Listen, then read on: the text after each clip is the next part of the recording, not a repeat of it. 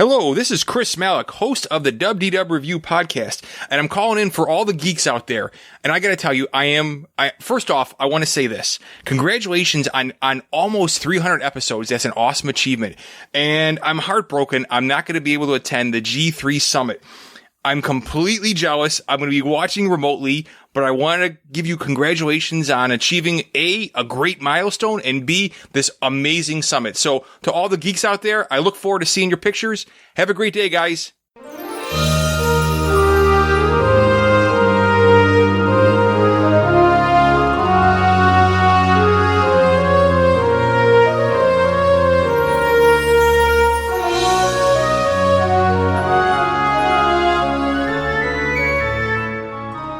Are you ready for a fun-filled hour of food favorites, resort hopping, and hanging out with Disney World geeks? It's now time to go geekin' on Walt Disney World. Here's our dad and co-host. Hollywood was impressed with his performance in crowd scenes at the Indiana Jones stunt show. He never misses an 11 a.m. margarita at the Mexican Pavilion. And Mike Wazowski is still raving about his performance as that guy over at Monsters, Inc. Laugh Floor. Ladies and gentlemen, please welcome Curtis Stone. Hey, Disney World geeks. In every epic adventure, there's a hero, a guide, and a villain. In episode 296 of the Geekin' on Walt Disney World podcast, you're the hero. Lindsay, Holly, and I, we're your guides, and we're going to teach you how to beat the villains of Disney World. I'm your Geekin' Family podfather, Curtis Stone, and we are the family-friendly father-daughter podcast, also featuring Mama, Auntie Judy, soul sister Holly, cousins Jen and EJ, and our Geekin' Family will feed your passion for Walt Disney World by sharing our experiences and opinions, as well as others from our community of passionate Walt Disney World geeks. I'm so excited you're here with us listening to our show. Geeky Disney people are awesome, and we consider you family, part of our Geekin' family. Join us every Monday as we share travel tips, resort reviews, and lots of food talk through our live trip reports, interviews with Geekin' family members about their trips, and special guest roundtables on fun Disney World topics from Geekin' family members all around the world. And we take pride in the awesome and positive community in our Geekin' family, so come join us, sharing our love for Walt Disney World and each other, and I bet you'll learn something to try on your next vacation. Your vacation is so important. Rest, relaxation, rejuvenation, time with the family. I believe so much you need to make your vacation a priority in your life. And the number one tip we hear from our Geekin' family super geeks is that you need to have a plan before you go to Disney World. You just can't wing it. Are you on a quest to conquer Disney World? Well, Disney World can be like Luke Skywalker trying to save the Empire. Disney World has villains like Darth Vader too, like crowds and complicated choices. Luke had Obi-Wan and he had Yoda too. And you got Mama, Judy, Jennifer, EJ, and me. We'd love to be your guides. We help people book and plan Disney trips. We're Disney travel experts. We're independent travel agents with Fairy Tale Concierge. Fairy Tale Concierge is an authorized Disney vacation planner agency. So let our team explain it all to you and help you create a great plan with fast passes, dining reservations, and tips on the best rooms and resorts in Disney World. This week on the show, Lindsay and Holly join me to talk about the villains of Walt Disney World. Yes, every story has a villain. I know we don't like to believe there's villains in Disney World, but you know that there are. Don't worry, we can beat them and survive. Lindsay and Holly help me show you how you can be the hero in this epic adventure of Disney World and beat the villains. They are no match for us together. Here's the highlights from this week's show. Holly spent some time telling us about her Typhoon Lagoon pass holder event. She went with Peter. She did a couple-day trip, and she also met up with Lindsay and Mama when they were down in Hollywood Studios, her and Peter.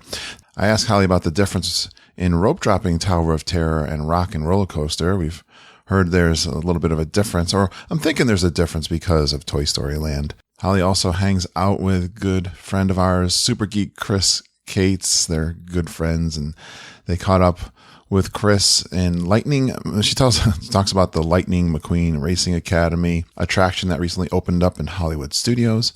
They do the Bon Voyage breakfast over on the boardwalk. She does a little bit of hanging out with Chris at her resort, which was the Animal Kingdom Lodge. And it was kind of interesting to hear that Chris was able to get Holly and Peter like a day pass. Interesting. And they also did, I had never heard of this before, a free culinary tour. Yeah, down at Animal Kingdom Lodge. And they got great food over there. She mentioned something called Diet Epcot. You'll hear about that. And then the three of us get into the topic, the villains of Disney World and how to beat them. Now, I know Disney World can be a scary adventure to plan. There are villains. Fear not, my young apprentice. They are no match for you. Let us guide you to the magic that is Disney World.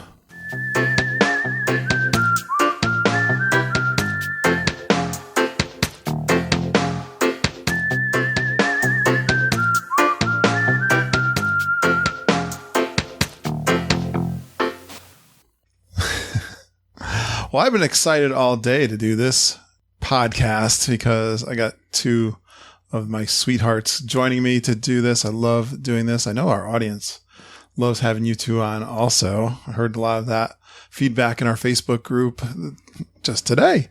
Well, let's bring on my first co-host. She's been called the best personal tour guide and a Walt Disney World encyclopedia so many times, she's lost counting. She almost took down the Great Wall in China with her rented electric scooter, and Mama and I were shocked when we saw over $100 of Zebra Domes charges on her Animal Kingdom Lodge bill, and her laughing place is on a journey into imagination with Figment. She is the cutest, the smartest, the sweetest Disney daughter in the world, Lindsay. Hi, geeks. You didn't give Kermit enough time to say, yay! There's Kermit? I'll have to cut that in really good. What? Yeah, in the post-production mostly, though.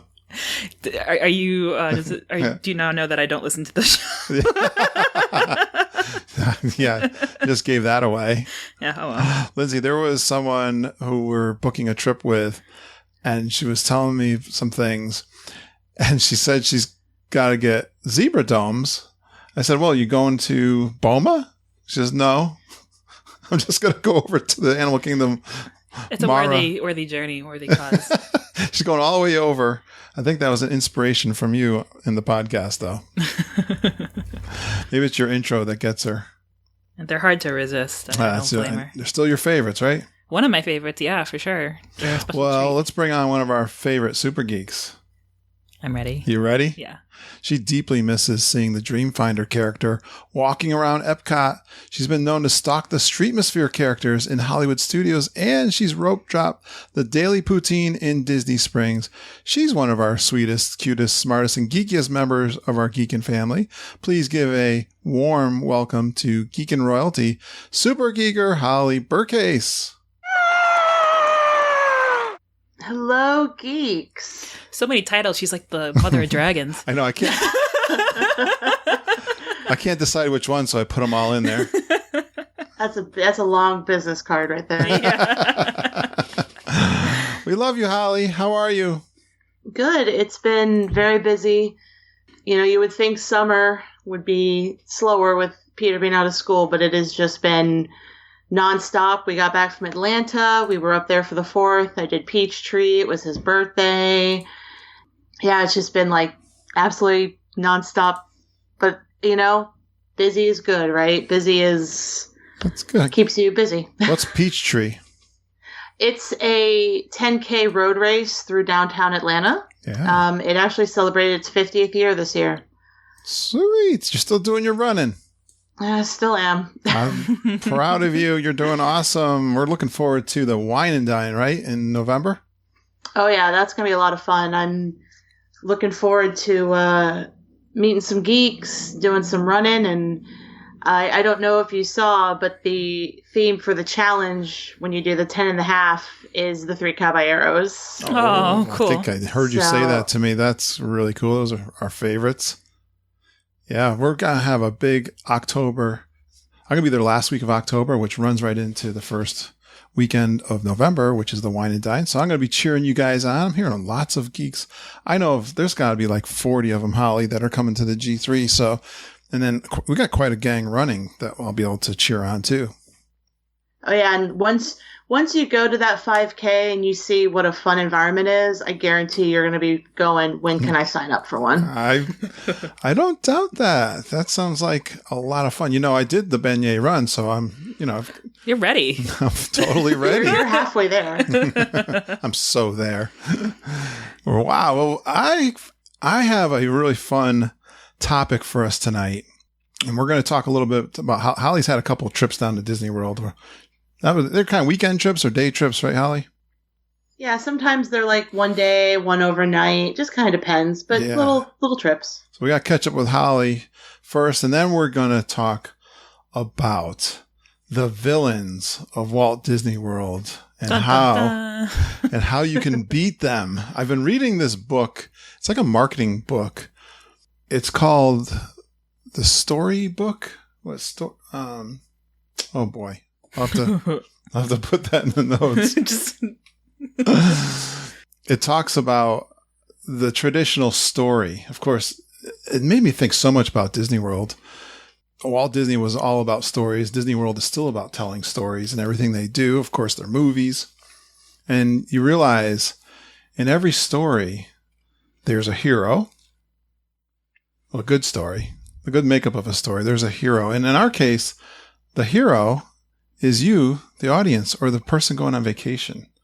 And there's a quest that they're trying to accomplish, which is this massive undertaking of going on a Disney World vacation.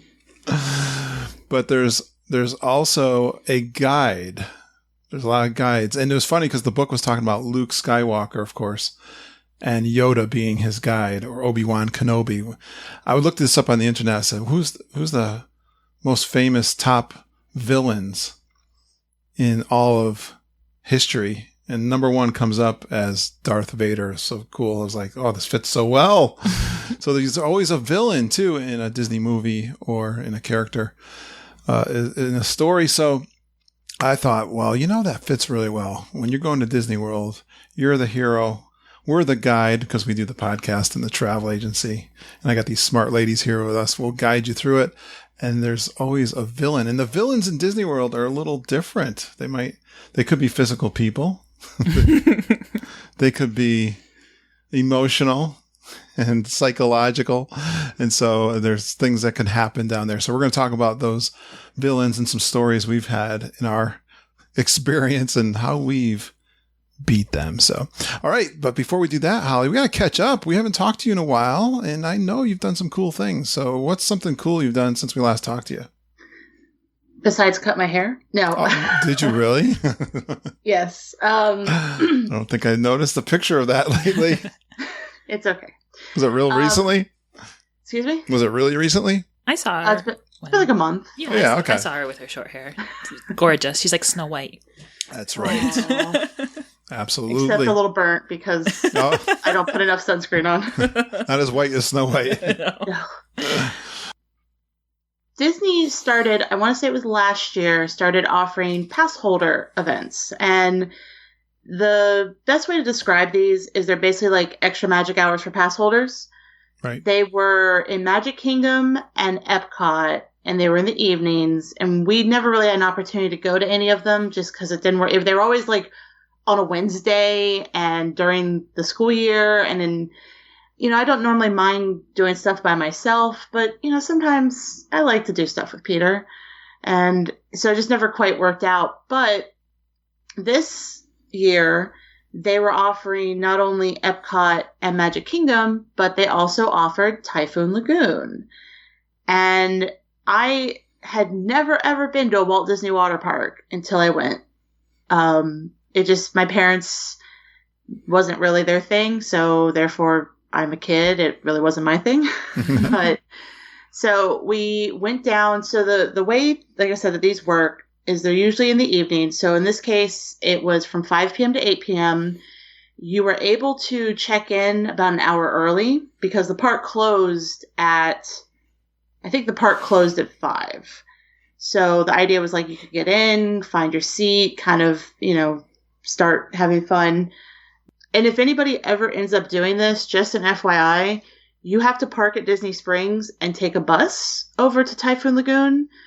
So I super recommend getting there early because we were there. We rolled in from Jacksonville, parked, and we're at the bus at 4, and we had to wait 2 buses before we could get on a bus. So as a local, you can't drive straight into Typhoon Lagoon.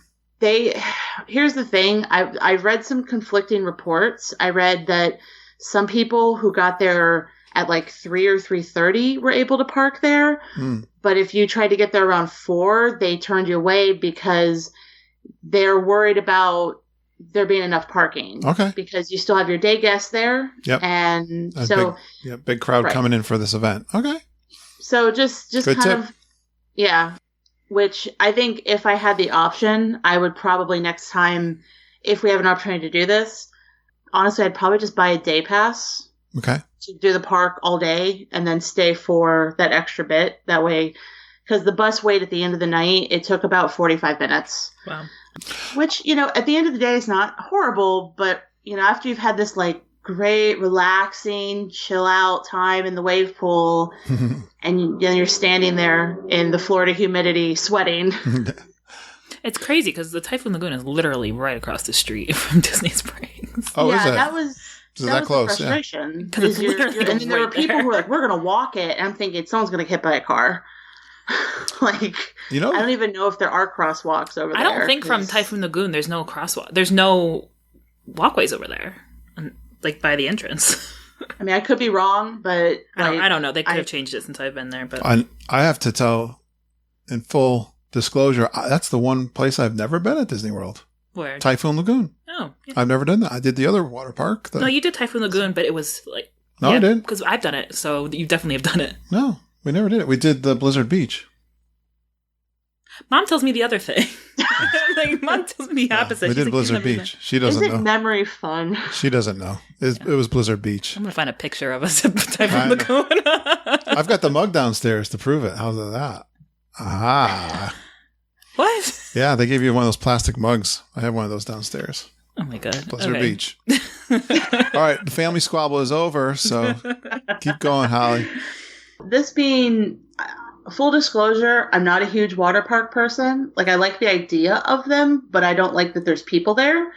Yes. Like, That's a great description.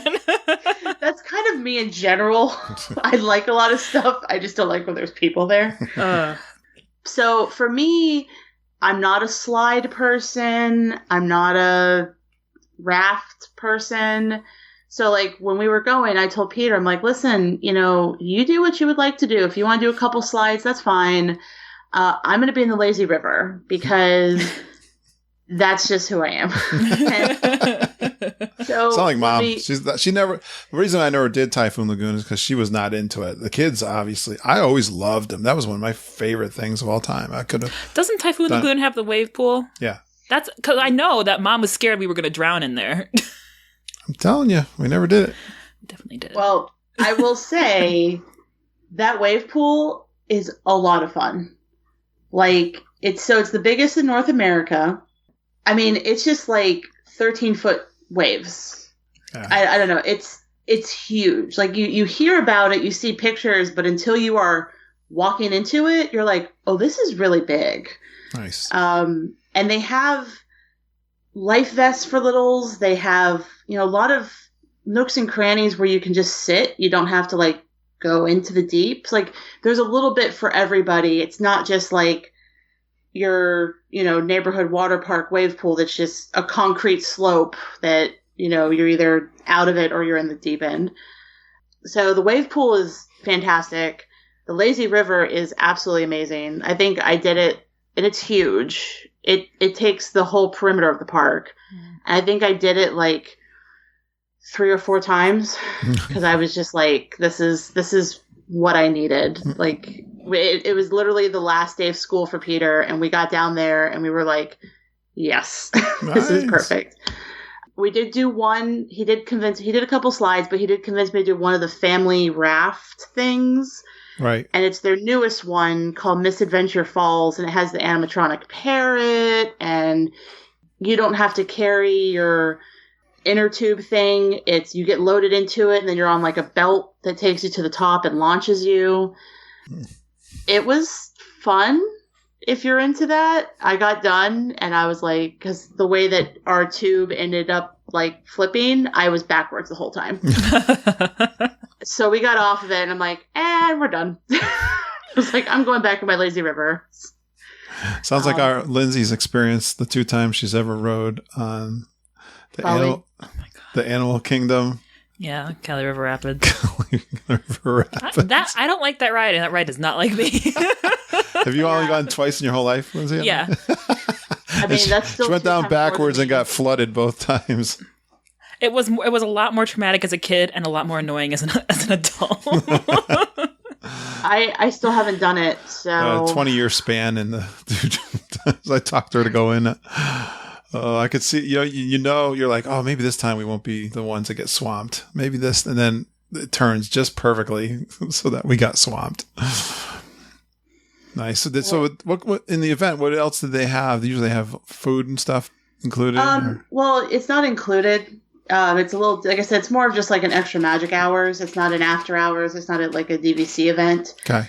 Something I did notice is they offer and this is just their regular during the day, a refillable beer cup where you can, you buy it and then you can refill it during the day. Oh, is it a cool one? Well, it's just a little Disney. It's, if anybody's ever gone to the wide world of sports and done either Run Disney or anything there, they have the same thing where they sell a cup and you buy it for however much and then you can get it refilled for, like $3 off or whatever. All right.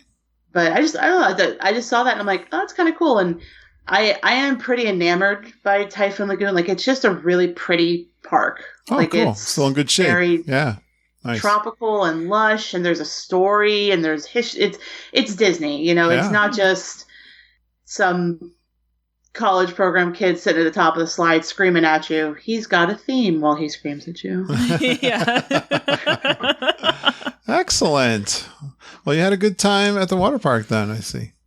Oh, yeah. And we kind of debated on, because right now they're offering, I don't know if it's annual pass, Florida resident. It was basically you paid $100 and you could go to the water parks as much as you want up through like September 1st. Right. And we talked about it and we were like, because you'd have to go twice to justify the cost. And I was like, are we really going to go twice, in the period? Summer, and it's not. Probably not going to happen. Yeah. No. It's not a place I would day trip because right. It was nice to get done and go back and go to a hotel and shower and all that. Whereas I've always found the water parks exhausting. Yeah. Amazingly exhausting. Yeah. Like you don't, even just in those 3 hours, like we got done and we were like standing for the bus and both of us just literally started just melt between the humidity and it just being tired. We were like, oh yeah. And even though you only did the lazy river in one family, we did slingshot. The wave pool. The wave pool was a workout. All right. There you go. Did you do any surfing or? No. Well, we did some body surfing. All right. And got hit in the face with a wave, Perfect. Get swamped. That's the contract you agree to when you go into the wave pool. To get hit in the face. But if you swim far enough out where the wave starts, it doesn't crest right away. So you're able to kind of ride that. And that's kind of what we did. We were like, let's go out there. I love that. And I love water activities. My joy, besides Disney World, has always been Wildwood, New Jersey, and the boogie boarding. I could do that for hours and just, it is exhausting though. Cool stuff. Now, you did meet Lindsay and Mom too, I think the next day. I did. We went to studios and we got to see them. And what else do we have to talk about? That was the best. It was so wonderful. Were you planning to go to studios, Holly? I know we had talked about going to do something because like I said, we stayed the night. We stayed off property that night. That morning, originally, we were like, well, let's go to a park on our way out. Because with Orlando traffic, to me, you either have to leave at 5 a.m. Or around like 1. Makes sense. So we were like, well, which park? And then when we started talking about Lindsay's trip, and I was like, well, what are they doing? And he was like, you were like, studios. I was like, right, studios it is. Nice. It just worked out that way, yeah. Did you guys do anything together? No, we just sat and talked. Okay. We chatted. We walked back to Toy Story Land. All right. So yeah, met up that particular day. You met Mandy Ray. Mom did, at least. Yeah, just for a minute too. There was somebody in else. front Was of there Toy someone Story else Land. there too that day? Okay. All right. They were kind of. They were busy too. They had a schedule that they were. You guys were in incognito that week. And I will say I did learn Tower only having one side kind of sucks. Oh, it was so bad. We had just gotten off a Tower of Terror, long and line? the line was. Oh, We rope dropped Nightmarish. it. I don't see The that wait was so it didn't start operating right away. They were having Technical. some issues. Yep. So we ended up waiting from rope. So they had us queued outside. They had a bunch of switchbacks outside the front, and then we got in around 9:30, 9:45. So it was a pretty late start for the ride. And then when we got off, it had a 2-hour wait at about 10:15 in the morning. Yeah, that's unusual. So, and because of, I know the Fast Pass system's about to change there, but it used to be a pretty easy Fast Pass to get, but because it's only operating one side, they've half the Fast Passes. So it's kind of a hard one because I see during the day the wait does not really go down. So unless you're going to be able to rope drop it or you have a Fast Pass up until August 29th when everything's going to change, I wouldn't recommend trying to do it because Do you think? that's I a wonder. long wait. Do you think? Of course, one of our crowd beating strategies is to rope drop some of the most popular attractions. And before Toy Story, for Hollywood Studios, Tower of Terror and Rock and Roller Coaster were the ones we pretty much rope dropped. Now, with Toy Story, did you notice any difference when you try to rope drop? Now, of course, you had this technical issue on this particular time, but Rock and Roller Coaster? Rock and Roller Coaster, I think on a normal day, you probably could, if Tower was open and you were within like that first 200 people to be in the queue, you could probably successfully rope drop Tower and then do Rock and Roller Coaster before it gets too bad. But the problem we ran into is that you had all these people flooding over, 45 minutes from like Toy Story Land, and then people who just were like, I'm not going to wait in the Tower line until it opened, so they abandoned. So it Rock and Roller Coaster jumped up to like a hour to hour and a half wait. Yeah, I was much thinking faster than it normally does. I was thinking you can still rope drop them, but you can't be too late because it fills up still pretty quick. In my experience, I think for a Rock and Roller Coaster even too. So you'd think maybe Toy Story would take the load off a little bit from that, but I didn't notice that so much. You still got to kind of choose which one. All right. Holly, then you met one of our super geeks and all our good friend Chris Cates too, I believe. Yes, she was taking a solo trip. Okay. And we were chatting, and I invited myself and Peter along, as we do. That's usually, FYI, that's usually how it works. We just invite ourselves along. So she was staying at Animal Kingdom Lodge, and we kind of talked that it was just going to be like just a day trip kind of thing. And, with it being the summer, taking that midday break is like essential. The fourth Fast Pass you need to take. Like it just is. And so was this in June? Yes. Yes. This was, I want to say, the week after we saw you guys, all because it's like you guys just missed each other. Yeah. Right. Okay.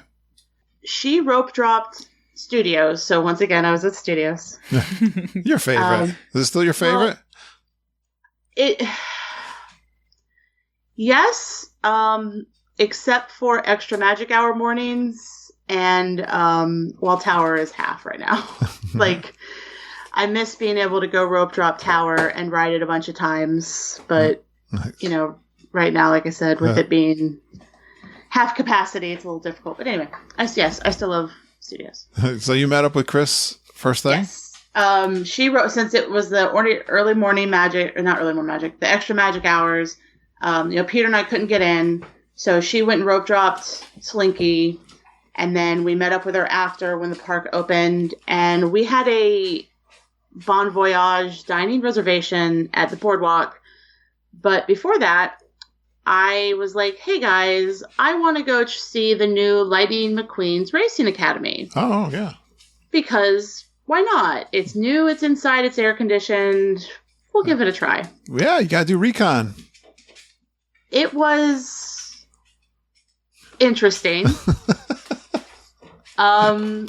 So where it is in the park, to give everybody kind of, if you're going to Rock and Roller Coaster, if you're heading towards the line, look immediately to your right, and there's a big building, but there used to be gates that were closed. And every so often they would open up for like special events, sometimes character paloozas, stuff like that. Yeah. Now this building is the Lightning McQueen Racing Academy. I feel that what it was supposed to be and what we got are different.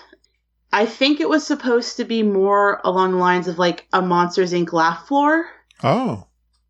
But it's just kind of this weird 10-minute show where you're learning to race with Lightning McQueen, and they recap the 3 movies, and there's characters, and it was just really odd. And I'm sure I'm saying this as an adult with no kids and absolutely no connection to Lightning McQueen. I'm sure that somebody taking their kid who loves Lightning McQueen is going to lose their mind because it is really cool. It's a cool animatronic of Lightning McQueen moving and like his tires. It's a really cool animatronic, but it's just kind of a weird You're describing show. Exactly what we've heard so far. I'm going to see that so bad too, and I didn't go see it with her. Oh, yeah. Well, like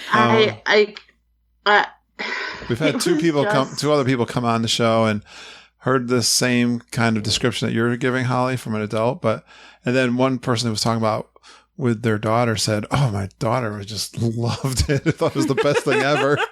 I mean, and that's, again, I'm not the market audience. I will fully acknowledge they are not like, we are making this for Holly. Yeah.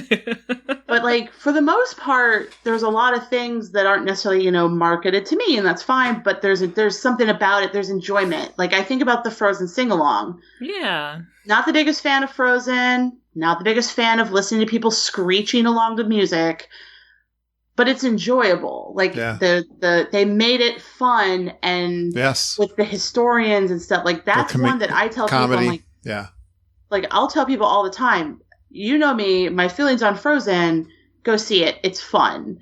This? Yeah.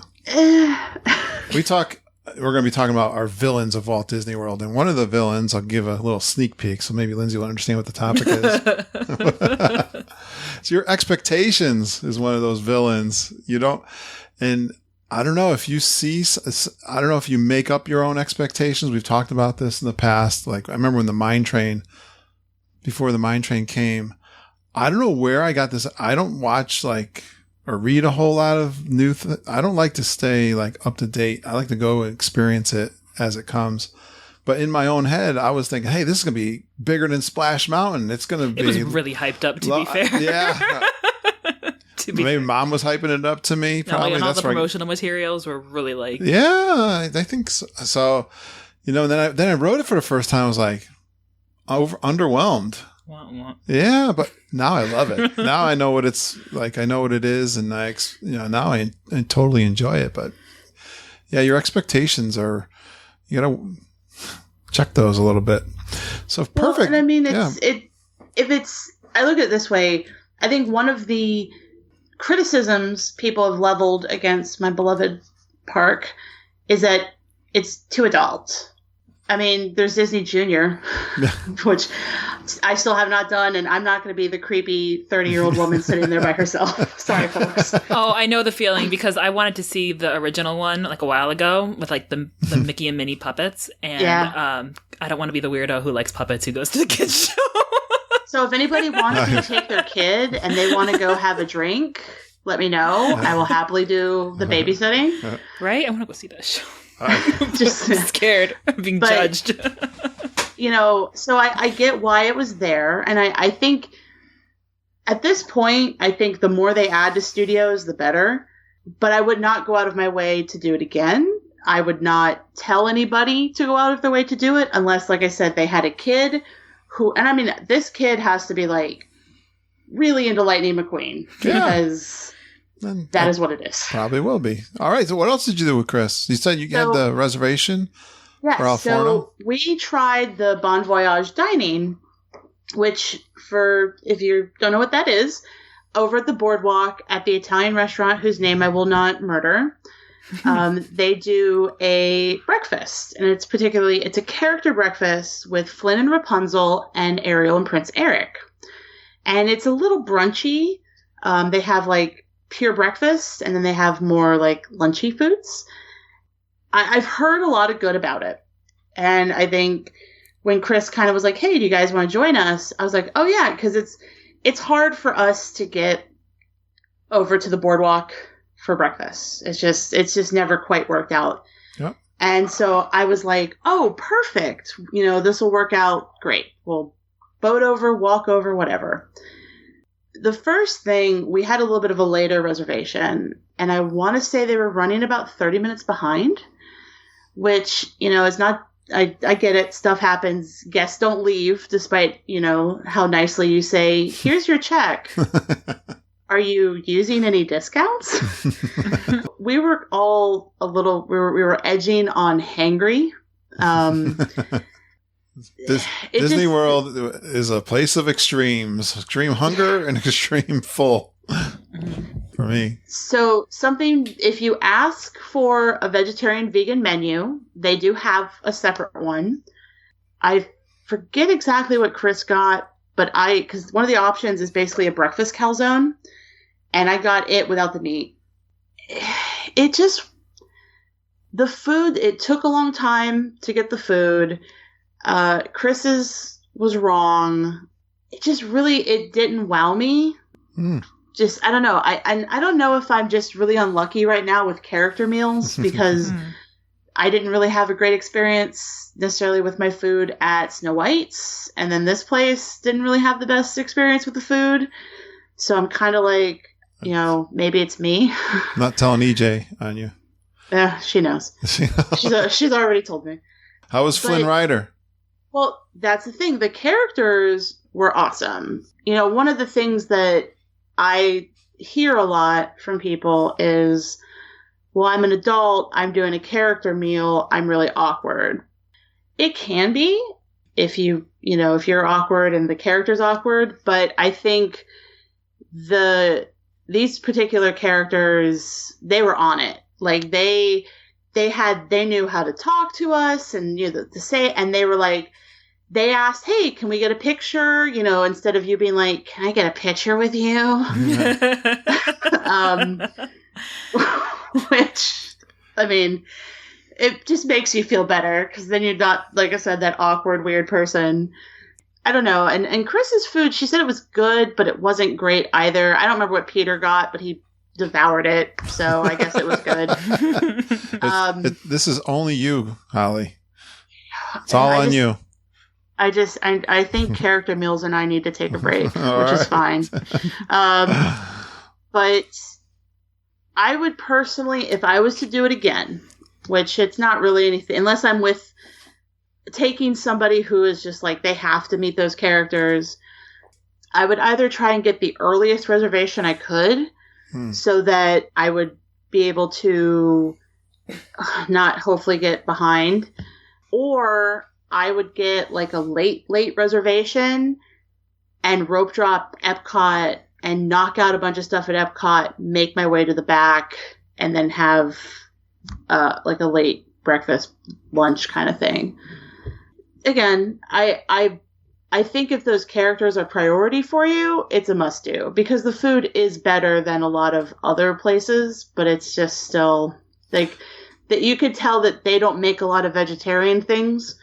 And they seemed a little like, so you don't want this? And no, just make it, but without this. And they're like, oh, okay, so I'm making this, but without this. Maybe that threw them off their game. So, but all right. Anything else fun with Chris? Did you guys spend the whole day?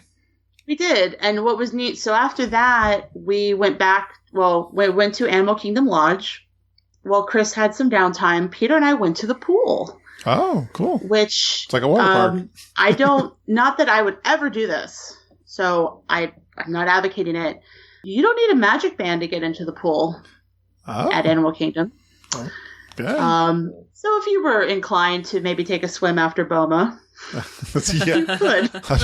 I wouldn't advise. Didn't Mom say you got to wait 30 minutes till after you eat? And Boma's more like 90 minutes.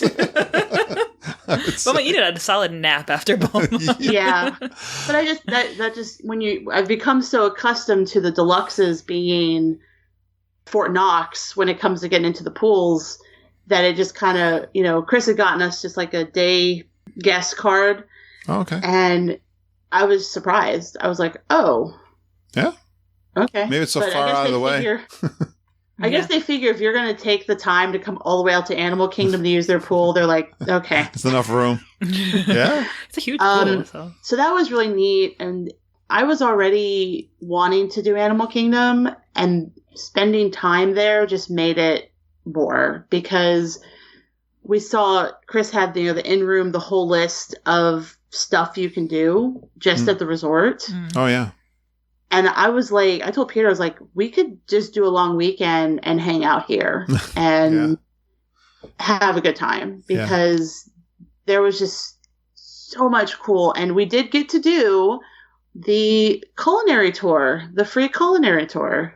Oh, what's that? Down at Jico and Boma. A free culinary tour. It is, I believe, every day at 4.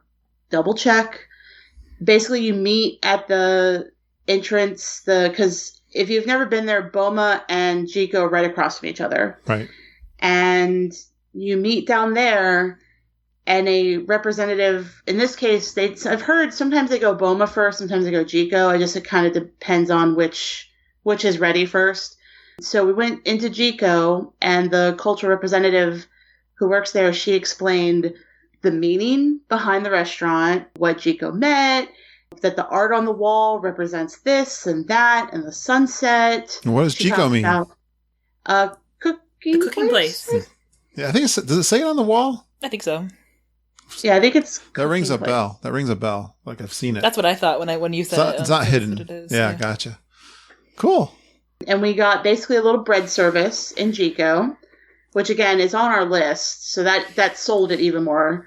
And then we walked over to Boma, and a different representative was there, and he talked about where he was from. Because they talked about where they were from and like what it's like where they're at. Something, and this is for everybody to look for next time you go to Boma, and I never noticed this, along the walls, the low walls throughout the restaurant, there's all these little like metal pieces, and you like in my mind I just thought, oh, it's just decoration. It's coins. Okay. From all over Africa. Oh, all right. It's all different coins on the walls. Nice. Yeah. And then we got to try some soup, and of course a zebra dome. Oh, really? And this was free? Yep. Wow, we learn something new every day. That's my number 2 restaurant in all of Walt Disney World, in case you didn't know. Boma. Boma. Yeah. Yeah, it was cool cool to Jico again too. Jico's very good. People love Boma and Jico. Wine at Jico. Yeah, they're known for their wines, absolutely. And they gave us the butternut squash soup, so everything was vegetarian. Awesome. You like that one. I think Peter and Holly, you went with us for your very first time to Boma. We did. Yeah. We introduced them to Boma. And that's where it's definitely one of our favorites, but we gotta branch out. I know. Try It's some other hard. places. No kidding. Wow. So we covered that, all your adventures you got us up to date? Yeah, that's pretty much it. We're going in a few weeks. Surprise. All right. But, what's on the plan for a couple weeks? Well, we're actually going to hang out with some local friends of ours, but the big thing for us is Epcot, because I have learned that, yes, it is ungodly hot down there, but Epcot without a festival that is known as Diet Epcot. Diet Epcot. is Epcot Light. I can't take credit for that. That was somebody on Twitter. Good one. But There's nothing wrong with it. Yeah, there's so many good things. I've gone when there's festivals and hardly partaked in the food booths. So many favorites. Like, I have a little bit of a festival fatigue, and I recognize I say this as somebody who's a local who goes a lot, but it was so nice. I did just a little solo trip. I went and I was just walking around World Showcase at like 4:00 in the afternoon, and it was empty. Yeah, the festivals definitely bring the crowds. Good point. And I was so happy. Yeah. Like I was so many good things. Like, the sound of music. I had my arms spread. I was just spinning through World Showcase, like, it's my favorite. Even though I was sweating, I was like, I don't care. This is worth it. I can feel it, Holly. I love my World Showcase. That is my favorite of all Disney World. I saw the China film. All right, you're getting culture finally. Oh, the last time we went to the China film. Sorry, I totally interrupted. Last time we went to the China film, they let us sit on the floor. It was so wonderful. Really? Why? Yeah, they didn't care. There were people like laying on the floor, and the member so wonderful. Was like, I don't care. Well, because when you're tired, and then they come in and you get to watch this movie, and then they make you stand. It's like I don't want to do that, but the cast member was like, "You can sit on the floor," and I was like, the heavens opened. Oh yeah, it's one of the. And I was the first one sitting down. Did you guys see the Canadian film is being redone? Yeah, it's getting re-upped, and during Food and Wine, I don't know. It's going to be down. Okay. But since they're not doing anything to the theater, just the film, the theater will be open. Okay. During Food and Wine for additional space. Yeah, so cool. I can almost guarantee that that's going to be a great place to hang out because it's a little bit off the beaten path. Sure. So I don't know how many people are going to want to take that trek. Or they're going to know about it. Yeah, because it's tucked back there in the pavilion. Really far back. Absolutely. Martin. I love that Martin Short film. That's a great Canadian film. So some of them show their age a little bit, but so it's always tough when they make updates. We're so proud of you for seeing the film in France, Holly. I've seen all of them now, folks. All right. Now, a woman of culture. We shamed her, Lindsay, on one podcast episode when we heard that she had not seen the French. The French film is so classic with the music. It's so beautiful, but it's like instant nap time if you've seen it. It's so good, but the music is so beautiful and it's just calm and serenity. Kind of sink into the sea. All right, perfect. Let's get into the topic of this podcast. I did a little, so humor me here as I introduce this again so you guys understand. And remember, now you're the hero of this quest to go to Disney World. We're your guides. Luke Skywalker had Yoda and Obi-Wan, but you got us. Good luck. Unfortunately, every quest has its villains. So Luke had Darth Vader. He had other villains, too. He had self-doubt, lack of knowledge. But we're going to tell you some of those villains of Disney World and how to beat them to gloriously achieve your Disney World quest. To have an amazing, memorable, and magical time. And I think we always have Holly go first, right? Sounds good. So, Holly, what's your first villain of Disney World, and how are you going to beat him? So, I'm going to go for the one that I think we hear about a lot, that we talk about a lot, we feel a lot. You don't necessarily see it. Sometimes you do. Usually around 3 p.m. during the summer. And that would be the weather. Yes. He's a number one villain. He's on my list too. So I, being a native Floridian swamp human being, the weather, for me, it sucks, but I'm used to it. And I know I have spent many years questing on how to conquer it. And my biggest tips, number one is always going to be hydration. And I know some people are going to say, well, beer is hydration. Yes, but it is so important for you to drink water. With the humidity, a lot of times, especially if you're not used to it, you don't realize how much it's draining you until you're drained. Yeah. I know there's a lot of debate sometimes about how to water, where to water, whatever works for you. For us, I'm always carrying a reusable water bottle. I usually bring a Brita bottle because I like to be able to fill up anywhere, including a bathroom, because sometimes the water fountains can be a little difficult. Just, some people, they buy the bottles of water. Some people, they get it delivered to the resort. Whatever you do, constantly just be aware you need to be drinking. I believe they said about 20 ounces of water for every hour you're outside. Yeah, it's more than you'd think. Yeah. So there's that. Can I interject on that point about the water? So, absolutely. Mama and I just came back our trip in June, end of June, beginning of June, and it was hot. Like, it was abnormally hot. So of course we knew when we were going down there we were going to get a case of water. And my mama at first was like, I don't know if we're going to need a whole case of water. Like, we probably won't go through it. It might be wasted. I was like, no, listen, we're going to go to Publix because we had the rental car.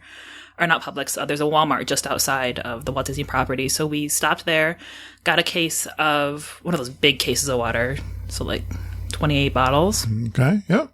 And we only left having to get rid of or leave behind one bottle of water because we drank at least 3 of them a day. Oh, wow. And we were refilling those bottles during the day too. Right. And then a quick note, we found like the water fountain, like the Holy Grail water fountain in Epcot. What's that? In World Showcase. It's between Morocco and Japan. What's so great about it? It's the coldest, cleanest water. Really? It flows good? Yeah, and it's got a good water fountain. It's back behind. There's like a little walkway that goes back behind between the two countries, and it was glorious. There's a walkway between? It's like, it was like there was a booth set up in front of it, and then there was a little path behind. Gotcha. All right, yeah. Great. It's magnificent. Well, you guys got to mention, Disney does not want you fainting. Make sure you get the free water from the quick service stations. They'll give you a cup with ice, especially with ice. I'd say like 95% of them will do it. Yeah. The only ones that really don't are the ones that are like, they kind of look at the booths at World Showcase during the festivals. Those don't have cups of water. That's but right. any like full brick and mortar That's right. quick service stand will have I believe the rule is it has to have a fountain, like a soda fountain. Yeah. Makes sense. But that is always, don't feel shy. Do it. They don't want you passing out. Nobody wants They you usually have them out because they know people are just going to come and ask for them. Yeah, Absolutely. and don't take the ice from the buckets holding all the bottles of water. That ice is nasty. Oh, please don't. It's been touched by every person. And something that's coming slowly but surely, water bottle filling fountains. Yes. We've seen a couple of them. That's great. And there's one at the bathroom by the restrooms at the bus stop of Studios. That's perfect. I love those are so fantastic. Yeah, I do that at work. We got ice machines and water filling bottles. So perfect. I thought what you were going to say, I'll put one mine in there. When you said weather at 3:00, I was expecting the thunderstorm, Holly, coming. You've got to be ready for the daily Florida thunderstorm, right? Oh yeah, like it's almost makes like his clockwork. appearance. Almost like clock. And if you're in the resort and you're watching the weather, first of all, your phone a week before you're going, I don't think they ever get it right what you're actually going to experience. Mm-hmm. You're looking at that 10-day forecast going, oh boy. I mean, sometimes I don't know. It's day by day. It really is. And in a lot of those thunderstorms, you don't know where they're going to hit. They don't even know the day of. No. Well, we were down there, like I said, the most recently time we were down there, we were in the back of Epcot, so like in Italy. And we see storms on either side of us, and it's clear where we are. And we didn't get rained on where we were. But other sides of the park, we're getting poured on. So true. But you got to bring your own poncho, and you've got to make fun of, I think this, in terms of beating this villain, the thunderstorm villain. And these, we live in the Northeast. We don't have thunderstorms and lightning like they do in Florida. Florida is like the capital of lightning. So I was shocked to run through Epcot with the kids when they were little in a couple of inches of rain and the lightning striking all over me. That was a little spoopy. And then so you don't get the sideways rain like we like Florida. So this is all we got to tell stories in this podcast episode because Mom and I were solo. There's a whole story behind this where we lost the flight. The flight was canceled at 2:00 in the morning. So, okay, let's make the best out of it. We didn't get into our room till 5:00 in the morning. I was up podcasting at 8. But Mom was sleeping in, and then we said, "Oh, look, we can get a reservation for Boma." You were at the Animal Kingdom Lodge then. No, we got a room at Pop. But you no, left. Art of Animation. We were at Art of Animation. But we had to get from Art of Animation over to Boma, Animal Kingdom Lodge. Now, you can't take a bus from a resort to a resort, right? So we had to go to Epcot. Now, I saw on my phone, I'm saying, Mom, let's hurry up and get going. If we get out of here, maybe we'll miss this thunderstorm. You were watching the radar. And I'm feeling so confident. We got on the bus and, oh, great. And we went to switch over at Epcot. Would you believe, just as we get out of the bus to switch in Epcot to get underneath one of those protective covers, we're like, oh, we're going to make it. We're going to make it. It's like the dinosaur ride. But the rain was sideways and it foiled us and we got soaked. I mean, to the bone in just a short period of time.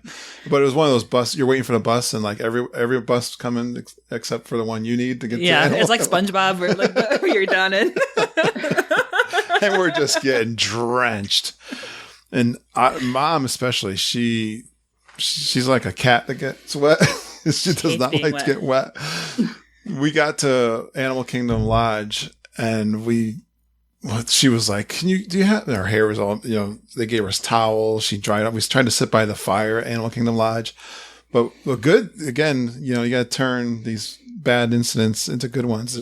I got a story out of it, first of all, but we ended up buying matching Animal Kingdom Lodge t-shirts.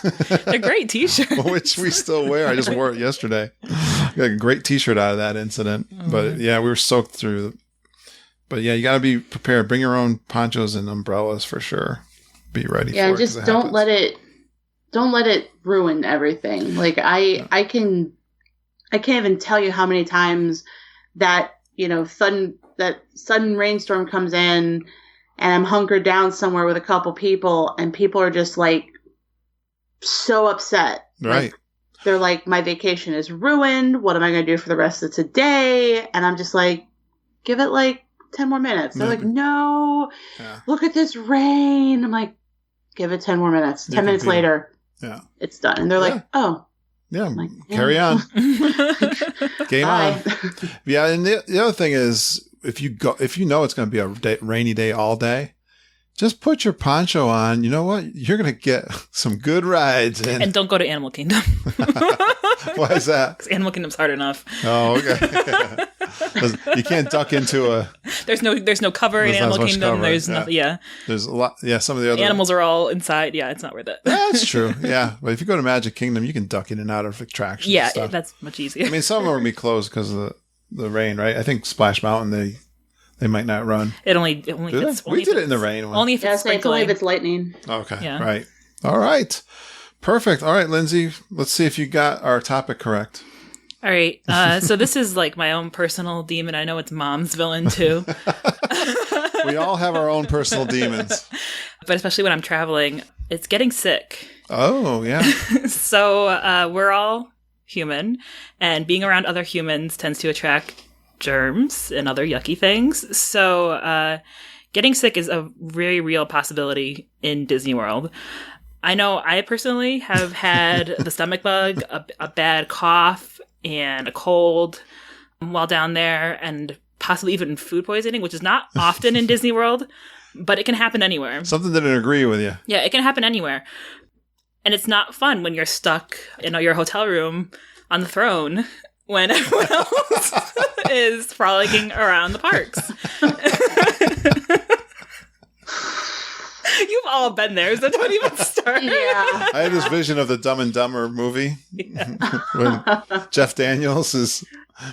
Yeah. And there's no windows in Disney World bathrooms. And the toilet's broken? Yeah. Oh, man. Okay, so yeah, we've all been there. How do you get past it? How do you work through it?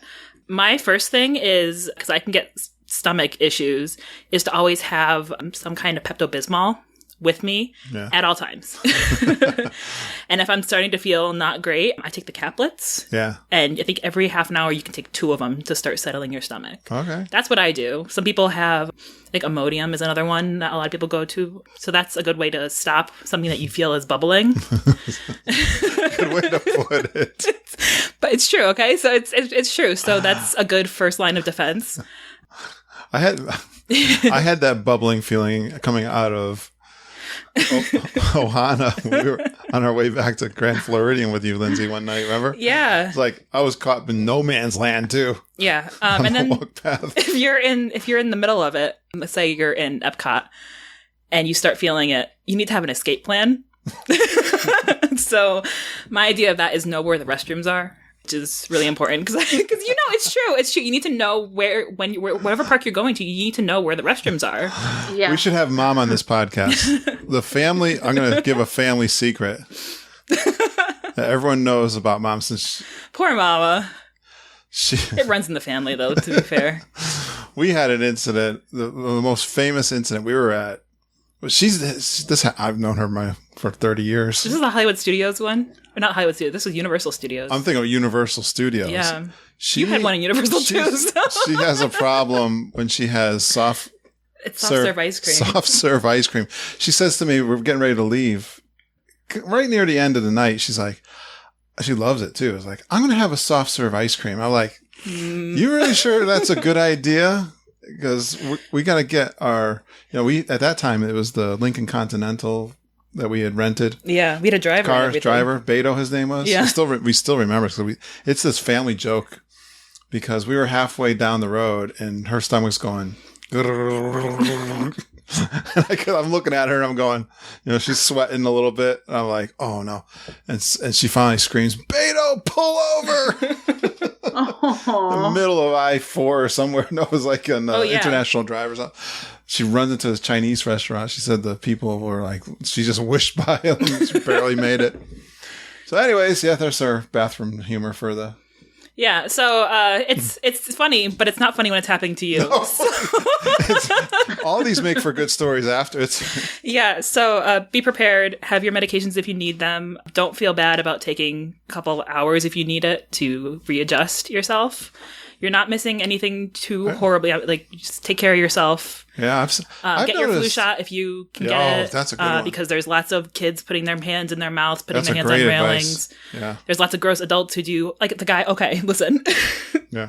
I went to the Crystal Palace with Mom, and in line for the Crystal Palace at the salad bar, I saw a grown man take his finger, put it into the ketchup, into his mouth. Oh my gosh. There are germs everywhere. Oh. So, take care of yourself. Yeah, I didn't get my flu shot till the very first time we went to Disney World. That's what started me going. I try to get it all the time now. You guys have been really good as kids, like recovering quickly. Ben always seems to get a cold or something. He'll be out there, but he keeps going. And some of these stomach things, they kind of turn around in 24 hours. I mean, I've had food poisoning in Disney World before, and it was 24 hours, and then You're back in the game. Yeah. Perfect. Oh, is it my turn now? It's your turn. All right. Good one, Lindsay. I think you got the idea of this. You got the assignment? That was a good one. Well, I'm going to take a step back, and I want to tell you the first villain is yourself. We have seen the enemy, and it is us. It's the person in the mirror. This is like before you even go on vacation. I think, to me, this is a kind of a theme I want to get off to everybody. Your vacation is really important. It's so important to me. I started a podcast about it. I mean, I think you got to have balance in your life. You got to have that rest and relaxation, but it starts way back. It's the planning. It's at work that you've got backup, that you're telling everybody, listen, dude, my vacation is XYZ. I'm gone. And when I'm gone, like, I don't want to hear from you guys. We're pretty good at where I work. I know sometimes this isn't the easiest thing to do, but if you can do some things at your work to plan for it, have backups for you. Like in my technical work, I help documents that people can follow and can handle a lot of things while I'm gone. So try to do all those things. It's really a mindset to make sure you're clear that time. And when I leave that day on Friday and I'm going on vacation on Saturday, I want to leave it all behind. Don't let that villain or those people. Don't be your self-saboteur. Yes, exactly. So yeah, let everyone else know this is a priority for you. I make people go. I do countdowns at work. It's like, all right, I'm at 29 days. Like, It's happening. It's happening. Prepare the castle.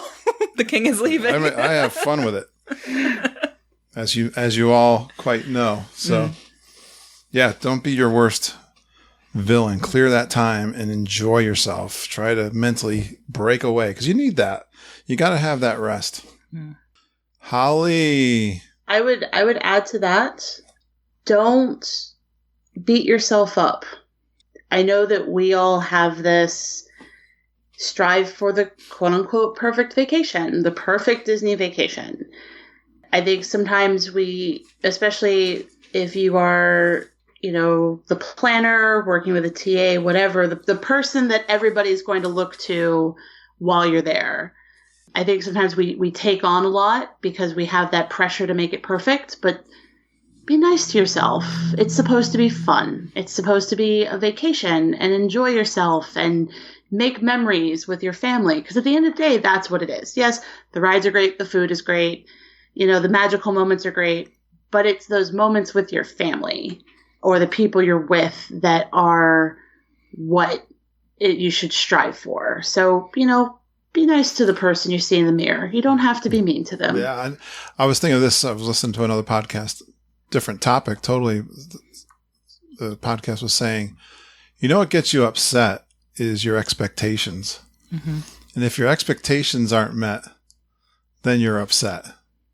So this podcast especially is giving you some ideas just to let you know it's not all golden roads and roses. Sometimes you're going to have these villains and obstacles. So be prepared. Be prepared. So be prepared.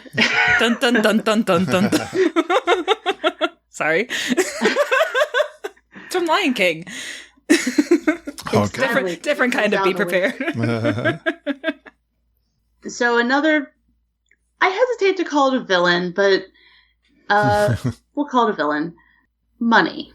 Oh. I know this is not something that people like to talk about, but I'm nothing but an honest person. One, don't compare your vacation to somebody else's. We are all at different places in our lives, and there are times when we can go for a week and stay in the presidential suites club level and just throw money around. And then there are other times when we go and we're staying at All Sports. And there's nothing wrong with that. Absolutely. Because at the end of the day, you set those expectations with what you have, and you can either make it good or you will spend the whole time comparing it to somebody else's, and you're not going to have a good time. Yeah. And what I would say about the money piece is I was thinking about this too, Holly, and maybe think about it. And I'll talk about some of the people that posted in our Facebook group. We'll take some of their ideas too. And this was one of them that was mentioned. I was thinking, how do you beat that one? And I think I hate the guy that goes down and complains. You see the T-shirt? The mom says, most expensive day ever. Yeah. Mom says this is the best day ever. And dad's T-shirt says it's the most expensive day ever. It's expensive. Get over it and do your budget. Buy a package, do there's some money saving tips that we can always give you, but set that budget and then that's it. It's like when I go to the casino. If I bring $200, I'm blowing $200. I'm prepared to blow it. I kind of giggle at these people that go to the restaurant and say, oh, that restaurant was expensive. Yeah. It's a restaurant. Yeah. I mean, and that's the thing. Like you have to, that's where no kidding. having a TA, having research, I look at menus like I'm trying to get a doctorate in Disney menus. Yeah. Yeah. Because I'm like I've told Peter, when we go in to eat, I'm not like trying to be a penny pincher, but I'm like, this is our budget. We can afford for your entree to be up to this point, my entree to be up to this point. If you want to drink, we can do that. You know, I mean, there's things that we do. And I know coming from us, my perspective on it's a little bit different because obviously instead of us doing a 2-week trip every year, totally different. We do little trips. But like I'm going to be staying on property twice in October, once with my mom for G3 and then once with Peter for the wine and dine. And like, this is just a real treat for us. And we talked about, you know, we're staying on property, so we're going to only do one sit down restaurant because that's just how it works out with our budget. We can either stay off property and dine out the whole time at Disney or stay on property and save it for one meal. Yep. There's nothing wrong with that. And I think, like I said, I don't see it in our group, and I'm glad for that, but I've seen it with other groups or people online that they feel like because they feel shamed. They feel ashamed that they are staying at all whatever. They are ashamed that they're staying off property. It's like, hey, listen, man. No, you're at Disney. If that's what it takes, if you are safe, you are not overextending your money, and you're having fun at Disney, like, do what you gotta do, man. Absolutely. We don't ever want to give that impression on our podcast. You know, we talk about, you know, we have people that do all different kinds of experiences in Disney World. And I try to say all times, hey, I go and do the values. We're going to do pop. What are we doing? Pop for G3. But I already went with my DVC points in January. Here's the other thing. And I think they're all great experiences. I'm not going to they all have badmouth. Their charm. Yeah, I'm not going to badmouth anyone. I love them all. And you know, yes, you notice the difference when you move. For sure. I mean, you should notice the extras that are available the more you move up in the price of the resort and stuff. But I'll say this, we made a priority. It was another thing. I made a priority in my vacations a long time ago. Like, this is where I want to spend my money. Like, I don't spend a lot of money on the upkeep of my home, which I probably should. But I prioritize my vacations. And so you don't hear me complaining about it very often. Yeah, it's not like we live in a palace. No. We live in a palace when we go to Disney World and then we come home to our hovel. I don't have a big mortgage. So. And here's what I'll say. This is, and I guess kind of, so you might deal with villains in your life who will make comments. Oh, you're going to Disney again. How can you afford it? Here's what I did. When I used to actually work with people, now I work by myself. I don't talk to other people. It's perfect. Wonderful. At that time I was traveling a lot for work. And so I would be in Orlando for work. I'd get off at like 4 a.m. and I'd be like, well, I'm going to go to Disney. Why not? I'm here. Yeah. And it started to become this joke where people are like, oh, Holly's going to Disney. And I was like, yeah, okay, whatever. And then one day, my coworker was like, how do you afford to go to Disney all the time? And I was like, well, let me ask you something. He likes gardening. I said, you like gardening? He goes, yeah. I said, so you go to what, Home Depot, Lowe's on the weekend? He said, yeah. It's okay. And you spend like $400 or $500 almost every weekend?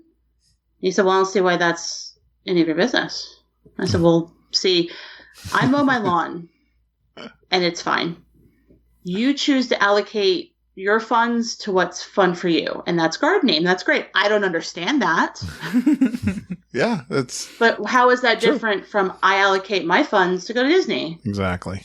And so that's the thing. Like, you do you, and look at me. We stay off property at the $45 a night places. But then we can later go to like French Quarter because that's right. Just, that's what we work for. That's what we do. But don't let money ruin your trip. Don't let it ruin anything around you. Just have your budget and have fun. Exactly. All right. Good one. Lindsay's next. This one is coming for us all. So my next villain is time. Oh. More specifically, running late and the amount of time that things take that push you into running late. Yes. This can be because of I'm not someone who runs late in my life on a normal basis. I'm always an early person. Right. But there's people around me who do not run on that schedule and can cause me and then probably a lot of other people to be late. Some places that you would run late in Disney World are if you're trying to go to a show that might have a specific time, like Indiana Jones or any of those kind of time shows. Exactly. Which are waiting for no one. That's right. They're right on time when they start. Yeah. And then for dinner, our reservations. Absolutely. You need to be able to keep those times so that you can have your table ready for you and you don't end up waiting a longer amount of time. And then transportation is another big one where you just missed that bus that's not coming back for 20 more minutes. That's right.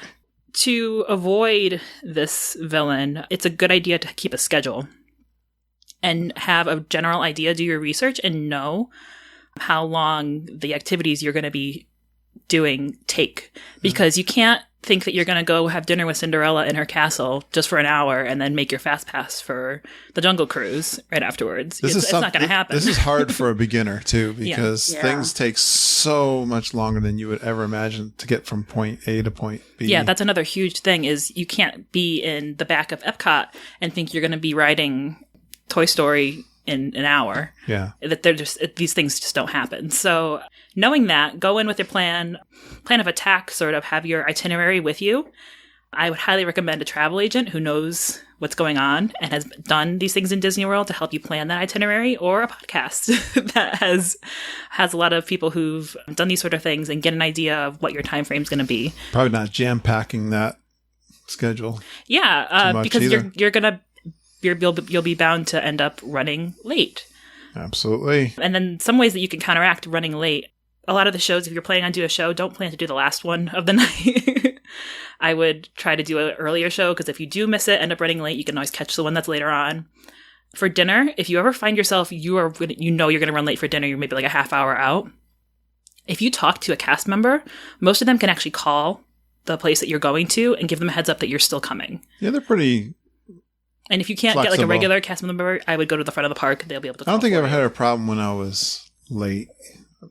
It depends on the restaurant. Sure, yeah, it sure could. It definitely depends on the restaurant. How busy they are, I suppose. But I've never had a real problem. Yeah, and transportation, It it can be iffy. It can be rough. Yeah. You never know. Because we know the monorail has seen better days, for instance. Yeah, it could be down. And could be out of service. They do try to have options, but they're not entirely reliable. So just know what's going on. Know your other plans of escape. Relating a real story, Mom and Judy and Ken and I were at the Grand Floridian, the flagship resort, thinking, wow, even the transportation should be stellar here. And of course, this was the monorail was just having a lot of problems. And if you don't catch we were going to Epcot for the Tea Tour, I believe it was. Mm-hmm. And it was like a 10 o'clock kind of, no, I want to say it was a 9 o'clock in the morning thing. It's kind of like park opening. We were pretty anxious. We're waiting for a bus. The bus isn't coming. We're there an hour waiting for the bus. So Mom goes in and talks to the cast member. We saw some people get a minivan and take off. And they apologized like crazy. They ended up loading us up with a bunch of fast passes for our inconvenience. We ended up walking. We thought we'd catch the bus at Polynesian, and that came and went, and it was full. Right? Because they were at Wilderness Lodge first. And then, so we ended up walking the ticket and transportation and getting over to Epcot. We ended up being like half hour late, and luckily we did not miss the tour. They were starting in that funny place in like the Imaginary Pavilion kind of space there, the Odyssey building, whatever. And then we had to walk over to the UK. But anyways, we were starting to get upset, but because we didn't want to be late for that special tour. Yeah. But it ended up being okay. And then we had tons of fast passes to end up using. So that worked out good. That made it better. So watch your time. Get a parks guide if you're someone who's just going for a day. Those parks guides, either in person, physical, or on your phone, are great to help you keep track of when things are going to happen. But yeah, watch the time. TikTok. All right. The next one is mine, and I can't believe I'm the bad guy that has to tell everyone about this one. So no bad cards and letters and emails to me. All right. I'm saying this, know my heart when I tell you this. But those gremlins that they call children. It's on my list too. I'm staring at mine right now. I've told my story. I have 3 children. They are 2 years apart. We went to a park here in Connecticut. And I told Mom we'll never go to another amusement park ever again. And when we first took them to Disney, if I set this up too, I think if you know my perspective, Mom and I wanted to go to Disney World our whole lives, and friends of ours had gone. I was 39 years old when I went for the first time. Mom's a little bit older than me. And again, this was something that we had always wanted to do. So our first trip to Disney World was special for us. And you guys, Ben was 6 years old. We waited till you were older because of the expense and the time investment and all these things. Going for our first time, Lindsay was 8, and then Harry would have been 10. You know, we had taken them to Wildwood in the car, and that was some of my most horrific times of my life, listening to them fight and kick each other. But I think this was the research that we had done. The unofficial guide did an outstanding job in speaking to this, that especially as a dad, you're thinking, oh, I'm bringing my family. I'm Clark Griswold here. I'm doing everything I can to make this a wonderful time. It's going to be so wonderful, but you don't know how your kids are going to react when they get down there. And when they start complaining about things, or they throw a fit on the floor of Magic Kingdom your first day. You got to be ready for this stuff. And this was just something I think we read in the unofficial guide, and I had some experience at some local parks. I think some of the ways we've got full episodes on how to go with children. We can look in the archives of our podcast. And so we've had lots of moms and dads that go down there with even younger kids and are able, they're so much more patient than I am. Like I waited till the kids were older. That was one thing we did. They talk about, you just got to know their routines too. You got to know especially if they're infants, if they take naps, that kind of thing. You can't break them out of that thing. You got to watch them and what their energy level is. If they start pooping out, if anybody in your family is like exhausted, don't have that mom with the 3-ring binder. Remember, Lindsay, we saw that mom down there hooked to the stroller. It's like, and they're racing to the next fast pass and they're regimented. It's just not gonna work out well for you. A great tip that I saw, you get those little kids and they see Mickey Mouse or some of the characters that are so huge and they scream. I love those videos, but they're not as fun when you're the person that's there with your kid. And so remember those videos you guys used to watch when they were VHS? Oh, it's Disney sing-along songs. Sing-along songs. They have those on YouTube now. Mm-hmm. And if you can get the kids used to big characters, there's a lot of strategies for kids. Strollers. I know EJ says you got to have a stroller. All these guys. Do some resort time. Kids are going to... You're so excited for the parks, like hitting the parks all the time.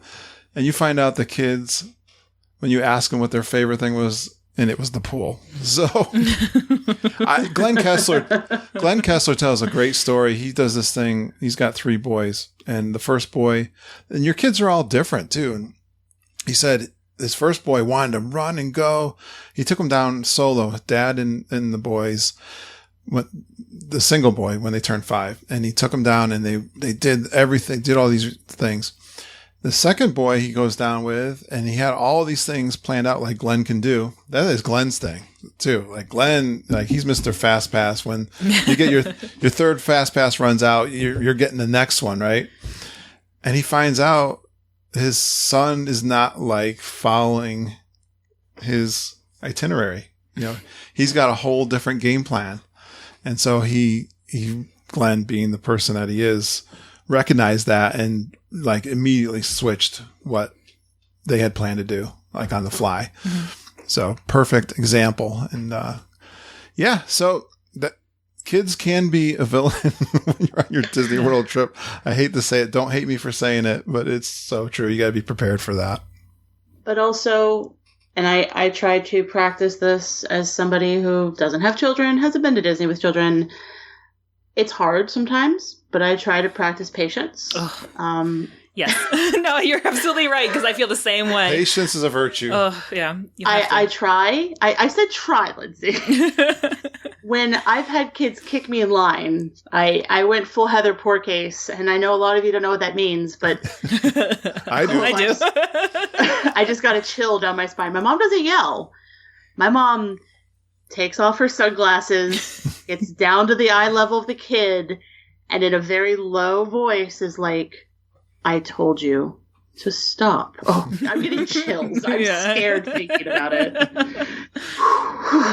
Anyway. Oh, I've seen some scenes. One of the worst scenes I ever saw was we were coming back from the Halloween party. So, late night, close the Halloween party, get on the bus. This one daughter was totally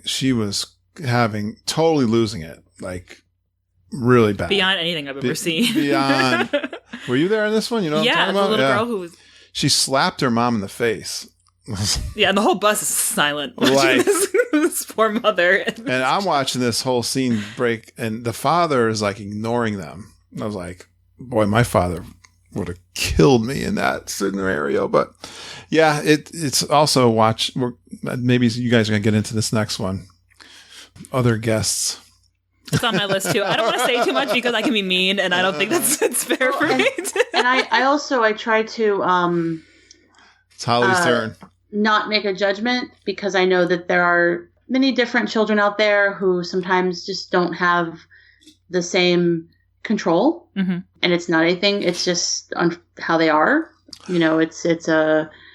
Yeah, it's fun. Hey, Holly, it's fun now that we go, Mom and I, and we had these experiences, and we don't go with young children anymore. Mom and I, and we love like all the cultures that you see in Disney World and the different languages and stuff. We love watching the Japanese because they're so polite. And we saw this Japanese couple with a little daughter, and the daughter was doing the flipping out on the Magic Kingdom. And Mom and I were looking at each other, not laughing, but like going, wow, if someone in the Japanese culture is experiencing this, then it's universal. So, you got another one, Holly? Yes. Sometimes the villain can be your own family. Yes. No. Like a Mother Gothel situation, No. I mean, there's some awkward moments when it's your own family. Yeah. Yes, and something that I know I advocate, before you travel with anybody, friend, family, person you've met on the street, you need to try and set expectations, both what your expectations are and what theirs are, because nothing is worse than getting there.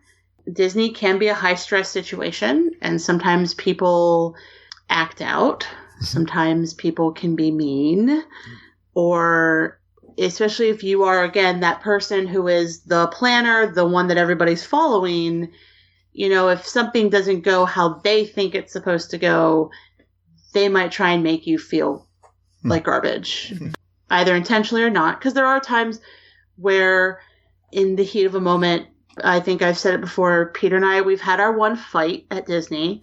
It was over Buzz Lightyear. The score? He accused me of trying to sabotage his getting of Galactic Hero.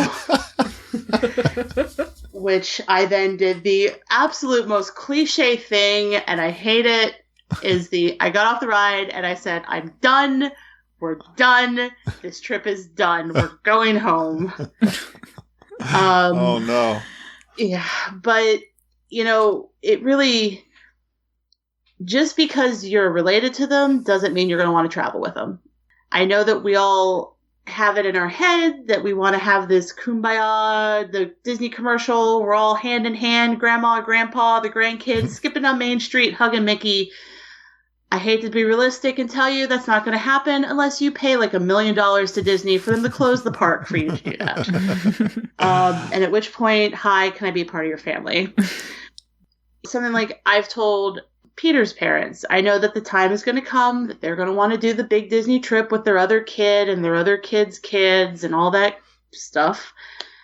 And I've said, here's the deal. When we do, we're not all going to be running around the parks together because I know what you consider to be a good vacation is different from what I consider to be a good vacation and what your other kid considers to be a good vacation. And there's nothing wrong with that. You know, it's okay to go do your own thing and then come back together and have a meal. Yep, you know? absolutely. I think when you're traveling with a big party, breaking up, I've talked with that with people that come on the show. Definitely, you got to do those. I think it's communication is so important with this. Before you go, little kids, whoever you have, what's your must-dos? Like, what's your expectation for this trip? What is it like? What is it you really want to do? I mean, they could be 4 years old and they could say, hey, I want to see Mickey Mouse. Great. Well, we're going to make sure that's going to happen. We're going to see Mickey Mouse. And I can tell you the best, as travel agents or podcasters, we can tell you some of the best ways to do that, but know what those things are and really don't have too many of them. And don't expect everyone's to be the same. They're not all going to be the same. Exactly. Well, that's how I use fast passes. Like if I'm planning a trip for somebody, I'm like, what are the 3 things that if we walk away from the park today, we don't do, you're going to say, I don't feel like I came to Disney. Yeah. I don't feel like I accomplished what I wanted to. And then I usually go from there. Because that, to me, one, it sets expectation low, which is a good thing because it's busy. But 2, then that person feels heard. You're going to do what they want. I mean, obviously, as well as what you want to do as well. But I think I can't speak for everybody, but I know me, I get joy doing stuff with people doing what they're enjoying. Same. Because I get to do what I do a lot. I get to do my own trips where I can, ride whatever. So well, it's certainly easier if you go and been many times. It's harder if you're going for the first, the fewer times that you've been, it's the harder that it is for that. Yeah. All right, Lindsay, you're going to do yours. I'm going to try to cover some of that we got on Facebook too. But go ahead. Okay. I don't really have any big ones left. Yeah, there's one big one we missed. Well, we'll get to it. Something this is kind of a part of my life is getting lost. I get lost a lot. You do? I do. At Disney World? I have. Not so much anymore, but I know it can be very easy to get lost in Disney World. So there's 2 ways that you can really mainly get lost in Disney World. That's in the actual parks. So trying to get from point A to point B inside the parks. Like say you're trying to go somewhere in Animal Kingdom, which can be nightmarish, especially if you don't know where you're going. It's a big park. One big jungle, basically. Yeah. And then there's transportation, especially if you're driving. It can be a little confusing when you're first on property because you're thinking you're missing an exit when it's really just a big circle and you're not aware of that. I know I've gotten lost driving on property many times. And they got construction everywhere and they're changing the roads. Yeah, so that just adds confusion. Like I think I've told this story before where I was driving and I was also I had the magic pass to get past some barriers, the cast member barriers. So that was dangerous for me because I just kind of dug myself deeper and deeper into that lost hole. And I ended up back in what's the $1 million area? Golden Oaks. Golden Oaks. I ended up in the Golden Oaks area. Like, I do not belong here. So, yeah, that's it's easy to get lost in while you're driving, especially because you see all these signs and there's so many different places. Maybe you don't know what those places are, and definitely you're getting turned around. Pay attention to what you're doing because Florida is the most car accidents in that Orlando area than anywhere in the country. Yeah, there's a lot of probably the world. There's a lot of drivers who are not used to driving in the United States, let alone in a high density area. So just for the tips for driving is it's a big circle. No matter where you end up going, if you're not like, because I know some of them say this is the Epcot resort area, and you're like, well, what does that mean? Yeah. Am I going towards Epcot? That's not going towards Epcot. So it can be a little confusing. So if you end up, for instance, ever at a resort, if you find yourself in front of a resort where you don't, like, I don't know where I am, if you drive up to those security posts, and say, hey, I'm lost. Yeah, Can you give me definitely some direction of where to go? They're more than happy to help you. Same deal with the park entrances. I've driven through the park entrance for Epcot after I took the wrong turn and was like, I'm trying to get to Magic Kingdom. Can you direct me out of here? And they're like, yep, just go straight down through the taxi lane, turn around. It might be different now. And there's signs going out of Epcot to Magic Kingdom. So just absolutely. Try to be careful. Take your time when you're driving around in the parks because it's easy to get lost, but it's easy to ask for directions too. So don't drive over the median. Don't drive over the median. It's a big marsh. It's a big swamp. You'll get stuck. We still laugh. Especially because the speed limit Lindsay on property there. is like 50 miles per hour, and it's just no. For those that don't know, Lindsay did 2 tours of college program living there for 3-4 the number months of cars I've seen, not just like big trucks, but like sedans trying to go through the median. You see some crazy stuff down Unbelievable. there, right? Don't do that. Don't be one of those people. Awesome. And then, so in the parks, the other thing is it's very easy to get turned around when you come out of an attraction because you think you went in one way and then you end up on the other side of the attraction. You have no idea where you are if you're a newbie, especially. Or maybe you had a couple drinks at Epcot and you're a little little tipsy. The park maps are now on your phones. If you have the Disney app, they're really easy to find. And they actually have navigation on them that you can type in where you're going and it'll guide you there. There's signs all over the parks. And then there's your happy local cast member who are usually happy to give you the 2-finger point to wherever you're trying to end up. It's not that I get lost. I lose mama. So I love find your friends on my iPhone. Yeah, that's a good point. And Dad, I wouldn't be pointing fingers because you're the one who wanders. But yeah, that's a good thing. Set up the find your friends on your phone. Well, I'm going to give you my next one, Lindsay. We didn't talk about the villain who is the other guest. So I'm going to use this. There's so many. That is like the ultimate. That's so like the many. Darth Vader. There's so many here. I'm going to read off some of the Facebook comments from our Geekin family.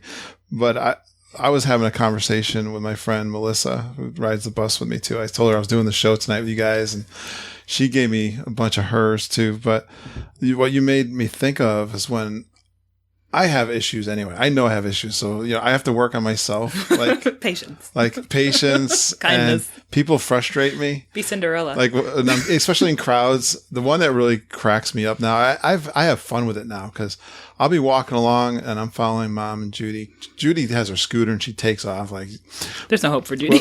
Well, I'm 6'2", 260. I mean, I'm not like invisible, right?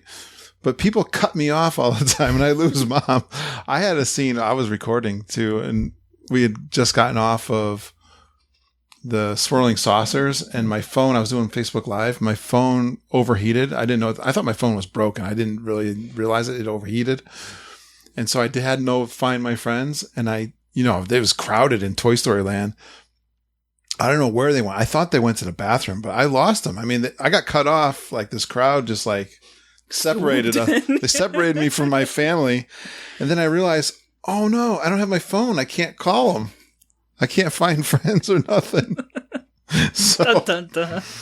Oh, there's so many things. I'm going to read off some of the things. The one that I wanted to talk about that was one of mine though was the angry guest. I'm thinking of 3 different examples. One was at the airport where this is the angry, I'm talking about the irate person that it feels like threatening. You want to take a step back, slowly find an exit. This is getting really rough. I had an incident at the airport at that 2 a.m. incident, but we had one. This one was at the Beaches and Cream. We were sitting there having a nice, love Beaches and Cream, is one of my favorite places, but they have a takeout window and this guy from the pool came in, was just being so horrible, mean for no reason whatsoever, legitimate at all to the cast members. And Mom and I, for sure, we feel so bad for the cast members when we're watching this. That's the biggest thing. The other one I'm thinking about is when we went over to Hoop-Dee-Doo. Oh, yeah. I went into the bathroom. I was like, oh, it's kind of dark in here. I wonder why there's no lights. And when I come out of the bathroom, not thinking much about it, and I see this man just totally ripping. He was horrible. You were there for that one Yeah, too? I was there. He's ripping the cast member. Like it's their fault. Like he was like being really personal with his he wasn't just insults. mean. He was.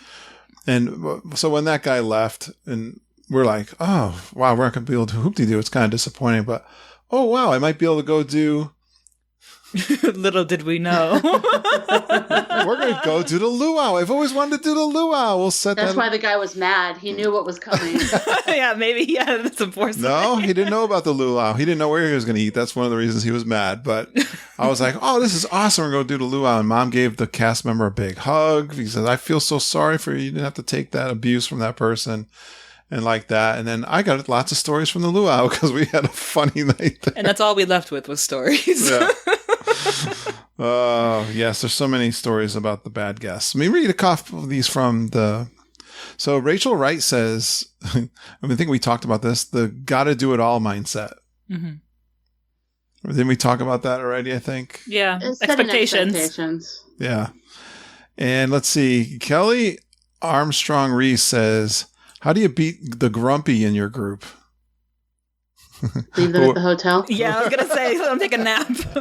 Give them something to eat. And I was thinking about this. It's like the dad who thinks Disney World is just for kids and he's going just to be with the family kind of thing. And Mom's the one that's bringing them all down there kind of thing. But I think there's lots of things. I've seen the turnaround with Grumpy. Maybe you need to find what makes Grumpy smile. Exactly. Like food. Yeah. Or a golf course. There's things that even Dad will be happy with when they go to Disney World. So you can make Grumpy into happy. Yeah. I was gonna say dopey. Or maybe it may just be like, let's just take a break.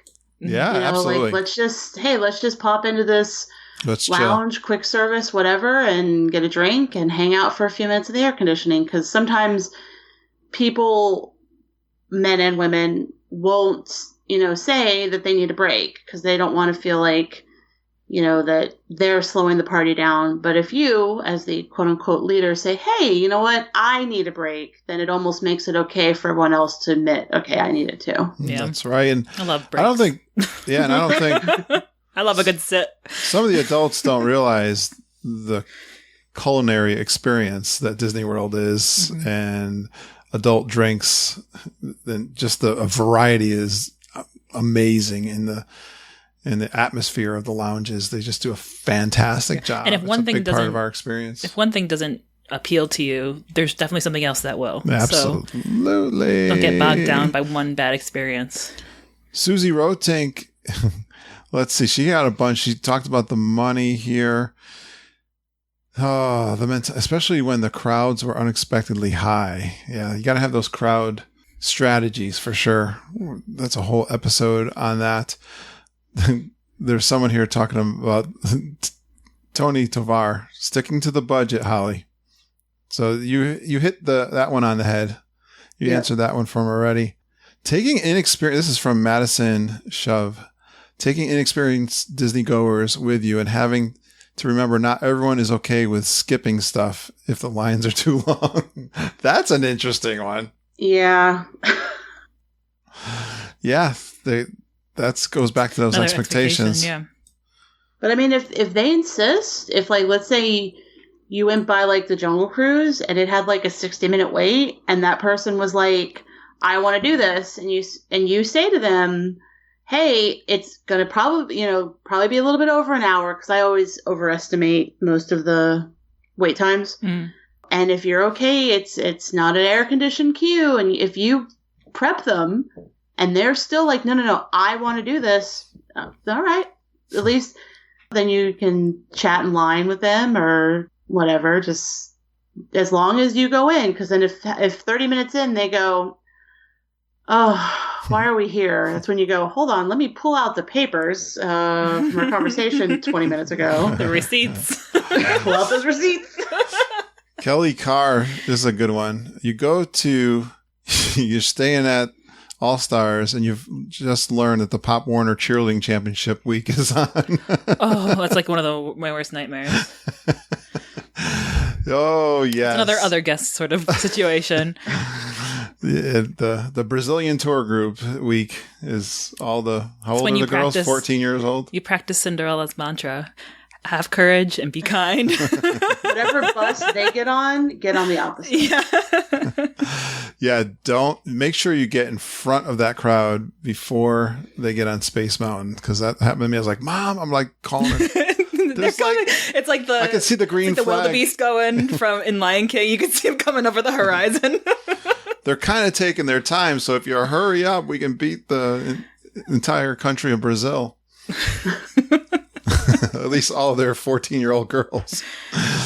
Good stuff. You got to laugh and have fun about all this stuff. I'll give you one more. Marissa Mars. Not having enough room in my stomach for everything I want to eat. That is #true.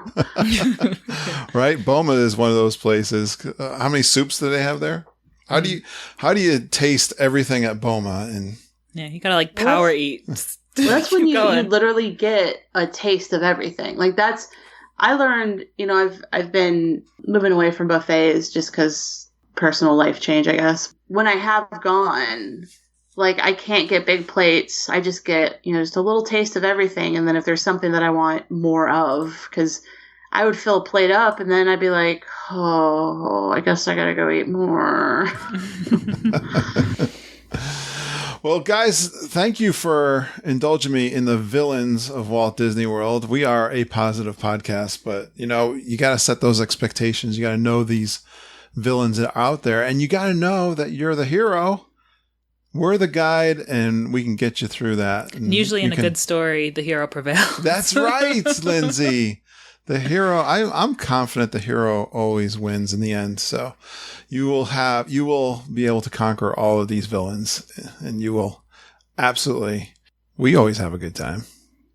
I know I do. Oh yeah. All right. Good job, guys. Anything else before we break up? Nope. I got to go see Toy Story. Yes, we got to do our trip report too with Mama. Yeah. For you to college graduation trip report. Thanks, Holly. Hope we'll talk to you soon. Absolutely. We'll be getting ready for Wine and Dine, and hopefully we'll be talking about maybe a charity for that here in a few weeks. All right. And of course, epic. the big G3. G3 is going to be epic. I'm so excited. I'm going to meet some of these Geek and Family super geeks and some of my best friends in the family. I am so excited to see everybody. So, yeah, it'll be good to see you as always. And say hi to Peter for us. Will do. Bye, geeks. Bye. Please stand clear of the doors. Por favor, manténganse alejado de las puertas. I love having Lindsay and Holly on to talk Disney World. I'm sure you guys enjoyed that too. And I hope we've given you the confidence to beat the villains of Disney World. Hey, thanks to Chris Malick from the Dub podcast for this week's intro. I love it. I got a real deep respect for anyone out there who has their own podcast, especially I love my fellow Disney World fan podcasters. So it was so cool. I got a chance to meet Chris. Well, it was kind of accidentally. I first noticed Chris and his podcast because I review my podcast all the time on the top iTunes travel podcast. And I would often see the Dub podcast next to mine in the rankings. And I kept thinking, who is this podcast? I got to get to know these guys. Well, about a month ago, I get this message on Facebook from one of our mutual listeners, Kevin Curtis Allen. I know many of you know Kevin. He's been involved with our show for so long. Well, he's apologizing for accidentally sending a box of chocolates. He sends me candies and like care packages and this really cool magnet bottle opener, but he sent it to Chris that was meant for me. And he sent Chris's package to us. And then Kevin was all apologetic and feeling like a village idiot. He asked us if we could both send the packages off to each other. Now, I tell you that story because Kevin, our patron saint, has goofed up again, and here's the evidence. Hi, Kurt. This is Chris Malick from the WW Review. Yeah, all right, Kurt. I've got that list of events you wanted for the G3. Yeah, myself and Deborah fly in on the 17th of October, and we fly out again on the 1st of November. Kev. On the 21st, we've got Not So Scary Halloween party booked. Also, then on the 24th, we've got Top of the World Lounge booked for a Geek Meet at 6 p.m. Yeah, Saturday, the 26th, we've got a group meeting up for breakfast at the Be Our Guest at 8 a.m. Then all day on that Saturday, we've got the Kessler Run. And then Sunday, of course, it's the big one, the G3. Kev, Kev. We're meeting up 11 a.m. at the Mexican Pavilion for margaritas. And then at 8 p.m., we've got a Forever Epcot fireworks cruise. Kev. So thanks for that. I'll see you later. Thanks, Chris. Oh, boy. That made me laugh. Well, thank you, Chris, so much for forwarding that audio over to me. Now I have the itinerary. But, you know, Kevin, you had another senior moment, dude. You called Chris and not me. Hey, Chris, I'm sorry you couldn't have gotten a word in. It's happened to me talking to Kevin also. Well, can you imagine the fun we're going to have at the family reunion coming this October? It's the October G3 2019, the Grand Geekin' Gathering. Kevin just gave you the itinerary, although a little mixed up, but everybody's planning some different things. It's going to be a lot of fun. We have an official meetup, October 27th, 11 a.m. at the Mexican Pavilion. I also connected with Chris later after he sent me those audio, and I'm going to be a guest on his show. We're going to record a show this coming week. It's going to be a great chat, and I know we're going to have a lot of fun, probably laugh about Kevin, and we're going to talk about the 9 ways to have a magical Disney World vacation. So check it out when that is published on the Dub podcast with Chris. Well, we've got a couple of ways that you can voluntarily support us. I'm excited and I'm so grateful for the support we've received through our Patreon.com account. Patreon.com is where you can pledge a monthly donation to our show. And what's so exciting to me is that the Patreon support was really started by the Super Geeks. And without me even asking, they reached out to listeners at our 5-year anniversary and they really boosted the donations for the show. So I'm so amazed and grateful for your support, geeks. Here, let Glenn explain all about it. Hey geeks, Glenn Kessler here from Maryland. I wanted to let you know that if you enjoy the podcast and Facebook community as much as I do, there's something you can do to say thank you and help ensure that both continue. We know Kurt's not the kind of person to ask for anything, so I'm happy to ask on behalf of all of those whose lives are enriched by having fun Disney content delivered to us through the podcast each week, a safe and positive Facebook group to share our Disney thoughts, and new friends constantly forming through this lovely community. So if you feel like I do, you can donate to the podcast through Patreon. There, you'll be able to set up monthly donations or a one-time gift. Every little bit helps to defray the cost of the podcast or bring extra content our way. Just go to patreon.com. That's Patreon, and search Geekin' on WDW. Thanks, geeks. Hope to see you soon. Thank you so much, Glenn, for everything you do, and hugs and thank yous to all of you who support our Geekin' family through Patreon.com. I want to thank AJ Mills and Jamie Givens for supporting me on Patreon this week. Awesome, guys. We were talking about AJ in the car. We were on our way, Mama, Judy, and Ken and I, for a lobster roll down in the Connecticut shore. We went down to Abbott's, if you're familiar with that. It's in Noank, Connecticut. I'd heard about this place. It was so awesome, by the way. We had a great lobster roll. $25 for a lobster roll. When Disney World at Columbia Harbor House, I know, it was $15. So it was a little bigger, but you spend a little more too. So I think Columbia Harbor House does a pretty nice job. It was a beautiful place. We watched all the boats going by on the water there on the Connecticut Sound. That was a really good day. But it was funny because we were talking about AJ. We learned that she's coming to G3, and when Judy and Mom and her, they talk with AJ all the time. They share a love of crafts and patterns and all this stuff. So, and Judy does quilting, and I know AJ does a lot of crafty kind of things. So they were talking about each other, and then this Patreon support came on. So thank you, AJ and Jamie, for both supporting us on Patreon this week. It's so awesome. And Glenn Kessler, talk about awesome. Glenn is an artist. He's an amazing artist. He has an art school down in Maryland near Washington, D.C. Go check out his website, www.glennkessler.com. I ordered up one of Glenn's limited edition prints, and it's so cool. It's got Mickey and Minnie. They're kind of like little toys walking through a small world kind of land, I guess. Mama, it came in the mail. This was for Mama's birthday, and it came in the mail while I was at work. I saw it laying there on the table when I got there, and she was just like, her mouth open. She couldn't believe it. It's so cool. It's matted. It's so perfect. And I really encourage you guys to go out there and check out www.glennkessler.com and pick up a couple of his limited edition prints. You will love them and make great gifts.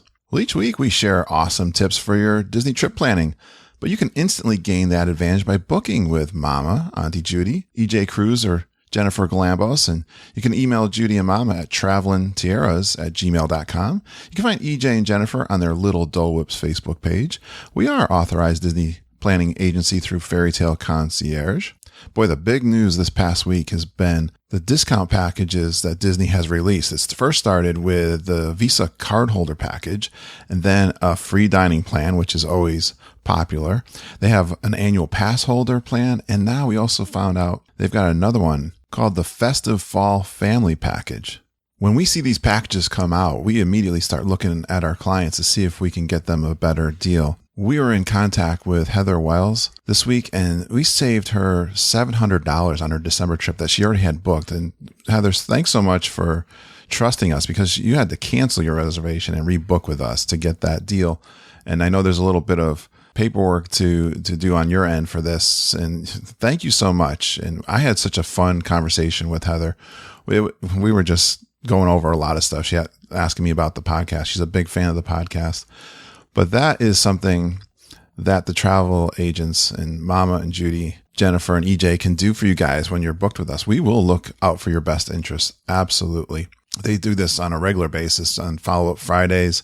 They review those trips and make sure if you're hitting those countdown dates around fast passes or ADRs. Mom was up early one morning booking fast passes for a client. I know I see her doing this all the time. They are such a great team. They know all this technical stuff of booking too. They come up, they tell me some of the stuff that's going on. It's kind of amazing. Their mom was up last night, Saturday night, booking another trip for somebody.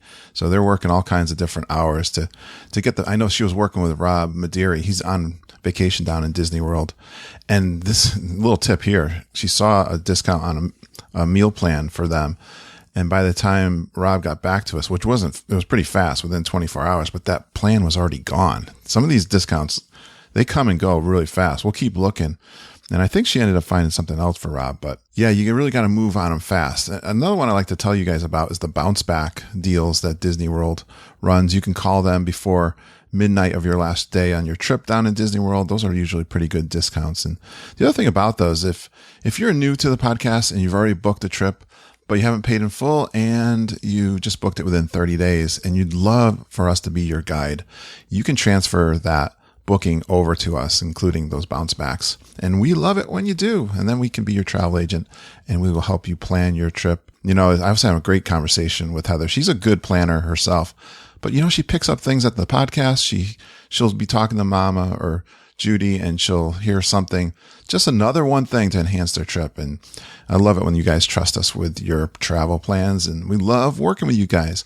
Hey, the other thing you can do is sign up for the Inner Circle. It's at geekinonwdw.com/inner circle. And there's a bunch of freebies that you get when you sign up for our mail list. You'll get the Geek and Gazette. It's a newsletter we send out. We're going to tell you about those travel packages, and we're going to tell you about news from Disney World and news from our Geekin' family, because we love talking about you guys. And then I also have recently produced a PDF. It's the Geekin' Family 9 Keys to a Magical Disney World Vacation. I'm going to be doing some audio on that coming up with Chris Malick. I'm going to record this week, and you'll be hearing it on our show too, I'm sure, as we go through this. But you can download this and share it with your friends. I don't know about you, but I get people that come to me all the time and want information about Disney World. Well, I could sit there and talk to them about hours and hours, or I could say, go out to my website, download the geekinonwdw.com/inner circle, and I can pick a couple of podcast episodes and direct them there to get the audio and get some information, how to plan their trip. And of course, why not use us as a travel agent? It's free. But also, you're going to get a couple of freebie handouts, like a free packing checklist. This is really handy so you don't forget things. You don't want to leave things at home when you're on your way to the airport. So free packing checklist. You also get the spreadsheet to help you plan your trip, like we use for ourselves and our travel clients. And then the big bonus, you get bonus podcast episodes. Yeah, there's 8 episodes out there. I just released another one from our January 2019 trip. These are live recordings. They got coffee walks where I'm talking about my trip and explaining what happened, talking about the resort. You get some in-park audio. The listeners of the show have always told me they love these live recordings. So go out there and check the one that's out there right now. You're going to hear some of the audio from the Evil Stepsisters, or checking out my audio recorder. Yeah, so go out there and check that out. Download it. You got to put a password and a username in there, and you'll get that. Use one. I got instructions on my website too to teach you how to use some of those podcast apps, so you can just get it for free. I put those out like every couple of weeks. Well, stay cool. It was hot here this weekend here in Connecticut, 90 degrees. I'm glad it didn't get up to 100. It's almost like Florida with the humidity. So have fun this summer, guys. I love the summertime, but thanks for going geeking on Walt Disney World with us. I hope you got a trip coming up that you're planning. I see a bunch of you doing that. We got a countdown. I hit 99 days. So double digits before G3.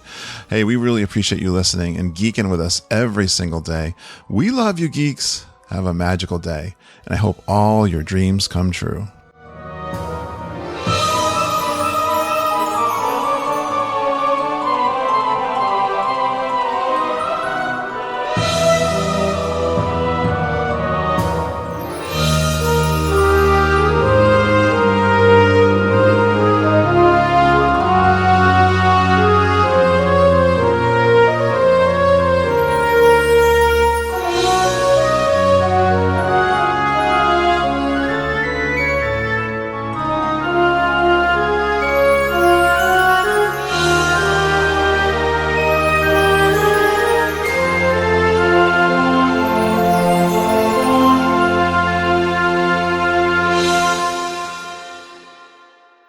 Overlap with the Facebook group, our lists, and like I'm sure that we could all. Does that sound better? Yeah, you sound good. Okay. I don't hear the fan as much. Okay, it just turned off. So yeah. I figured we would like not interrupt. Interject. Thank you. If we, someone starts talking about XYZ. Yeah. So. Well, I'm sure there are things that everyone's experienced pretty much. I hope I understood the assignment. That's another part. We'll find out. Yeah. Oh, gosh. What are we going to do? I've got a little intro. You guys will have to humor me on. Okay. But I guess we're going to... And Holly, you got some recent events we're going to talk about. Yes, Peter and I did the Typhoon Lagoon pass holder night. Yeah. That was the night before you met Mom and Lindsay? Yes. Yeah. I felt like we talked about this already, but maybe not. I don't think we have, right? I don't think I've been on the show since I've been back. No, I haven't. We haven't recorded your trip report yet either. I know. That's more Mom than me, though, to be fair. I know. She's harder to catch than I am. We're just gonna do the remote recorder down in the living room because we can't get her up in here. You can't keep her in here. I barely want to sit in here. You have too much stuff. Yeah.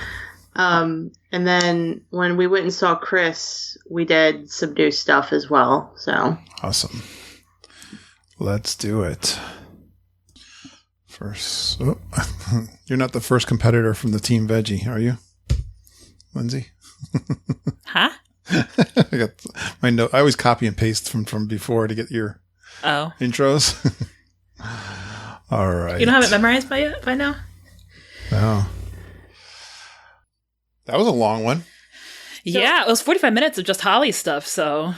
It's all right. Sorry. No, it was good. I was happy to hear it. No worries. We are the long podcast. I do have a question. I didn't want to bring this up in the regular because I know you like to try and stay positive. So I don't know if maybe you wanted to talk about it real quick, put it at the end, or just not at all.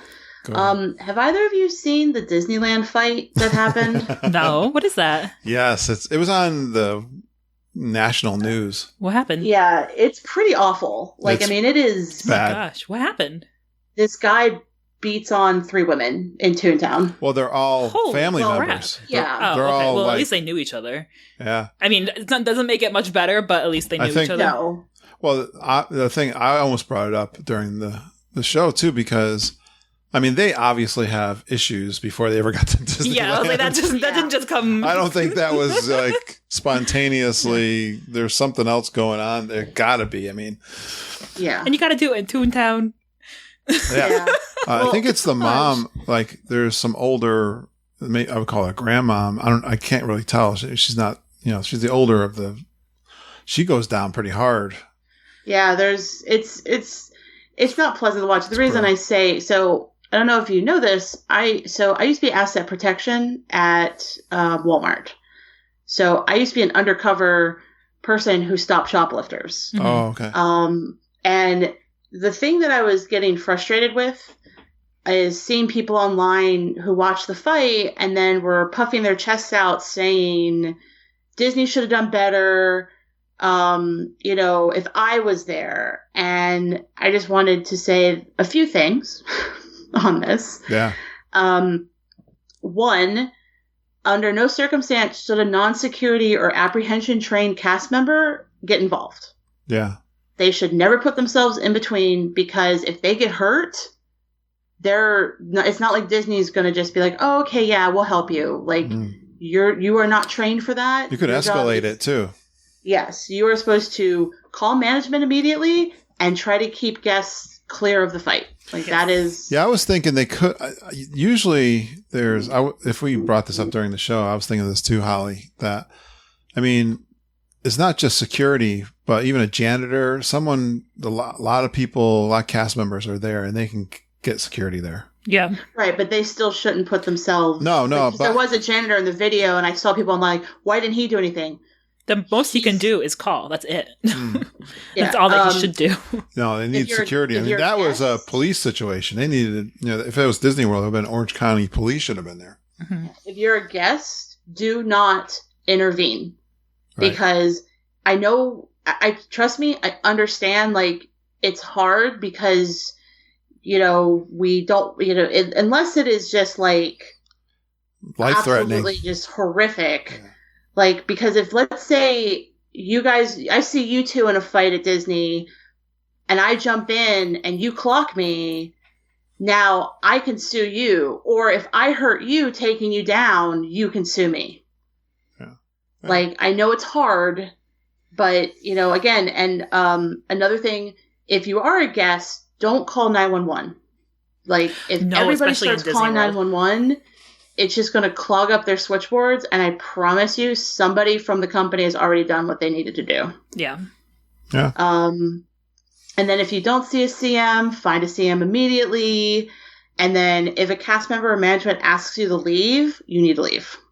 Yeah. Mm-hmm. Just leave. Like, I was just getting so angry at these keyboard, Yeah, well, that's easy to get. Keyboard warriors. I didn't read it. Yeah. Oh, all the comments that were... they don't know how things... Yeah, no. They're not, no. No, but I saw it. I didn't see it on the internet so much. I saw it on the national television. It was on the national news. Like, yeah, it was just bad. It's too bad that, it seems... Disney's not a bubble. Disney's going to get a bad rap for people being like that. Mm-hmm. So, that was just... I just wanted to share my piece. Very good. Like I said, I being a former asset protection, like, there are so many rules and there's so much that goes behind it that people just don't get. They think, you get hired and they put the little badge on you and then you're like, go in there, and it's like, that's not how it works. No, right. No. Absolutely. They're trained well for all those kind of situations. Well, thanks a lot, Holly. We'll be talking to you hopefully soon. Yeah, absolutely. Whenever, just message me. Hopefully things will slow down a little bit. No, yeah. It was good to talk to you, Holly. I definitely want to keep our constant shows up. I don't have a lot. I got some people reached out to me for trip reports. I got a few still to do, but I don't have like a big long list. I got to create some topics. You don't have a backlog, right? I don't have a big backlog. No, not at all. Wow. I recorded with oh gosh, yesterday. I'm trying to remember. Oh, with cousin Heather for her Disneyland trip. She told me all about Galaxy's Edge, so that's coming out Monday. Cool. Ooh, and then you guys were like, this one will be right after that. Awesome. Okay. Right. Thanks, everyone. Thank you, Holly. It's so good to talk to you. Bye. Bye. Bye. Good one, Dad. Good thing Chachi didn't.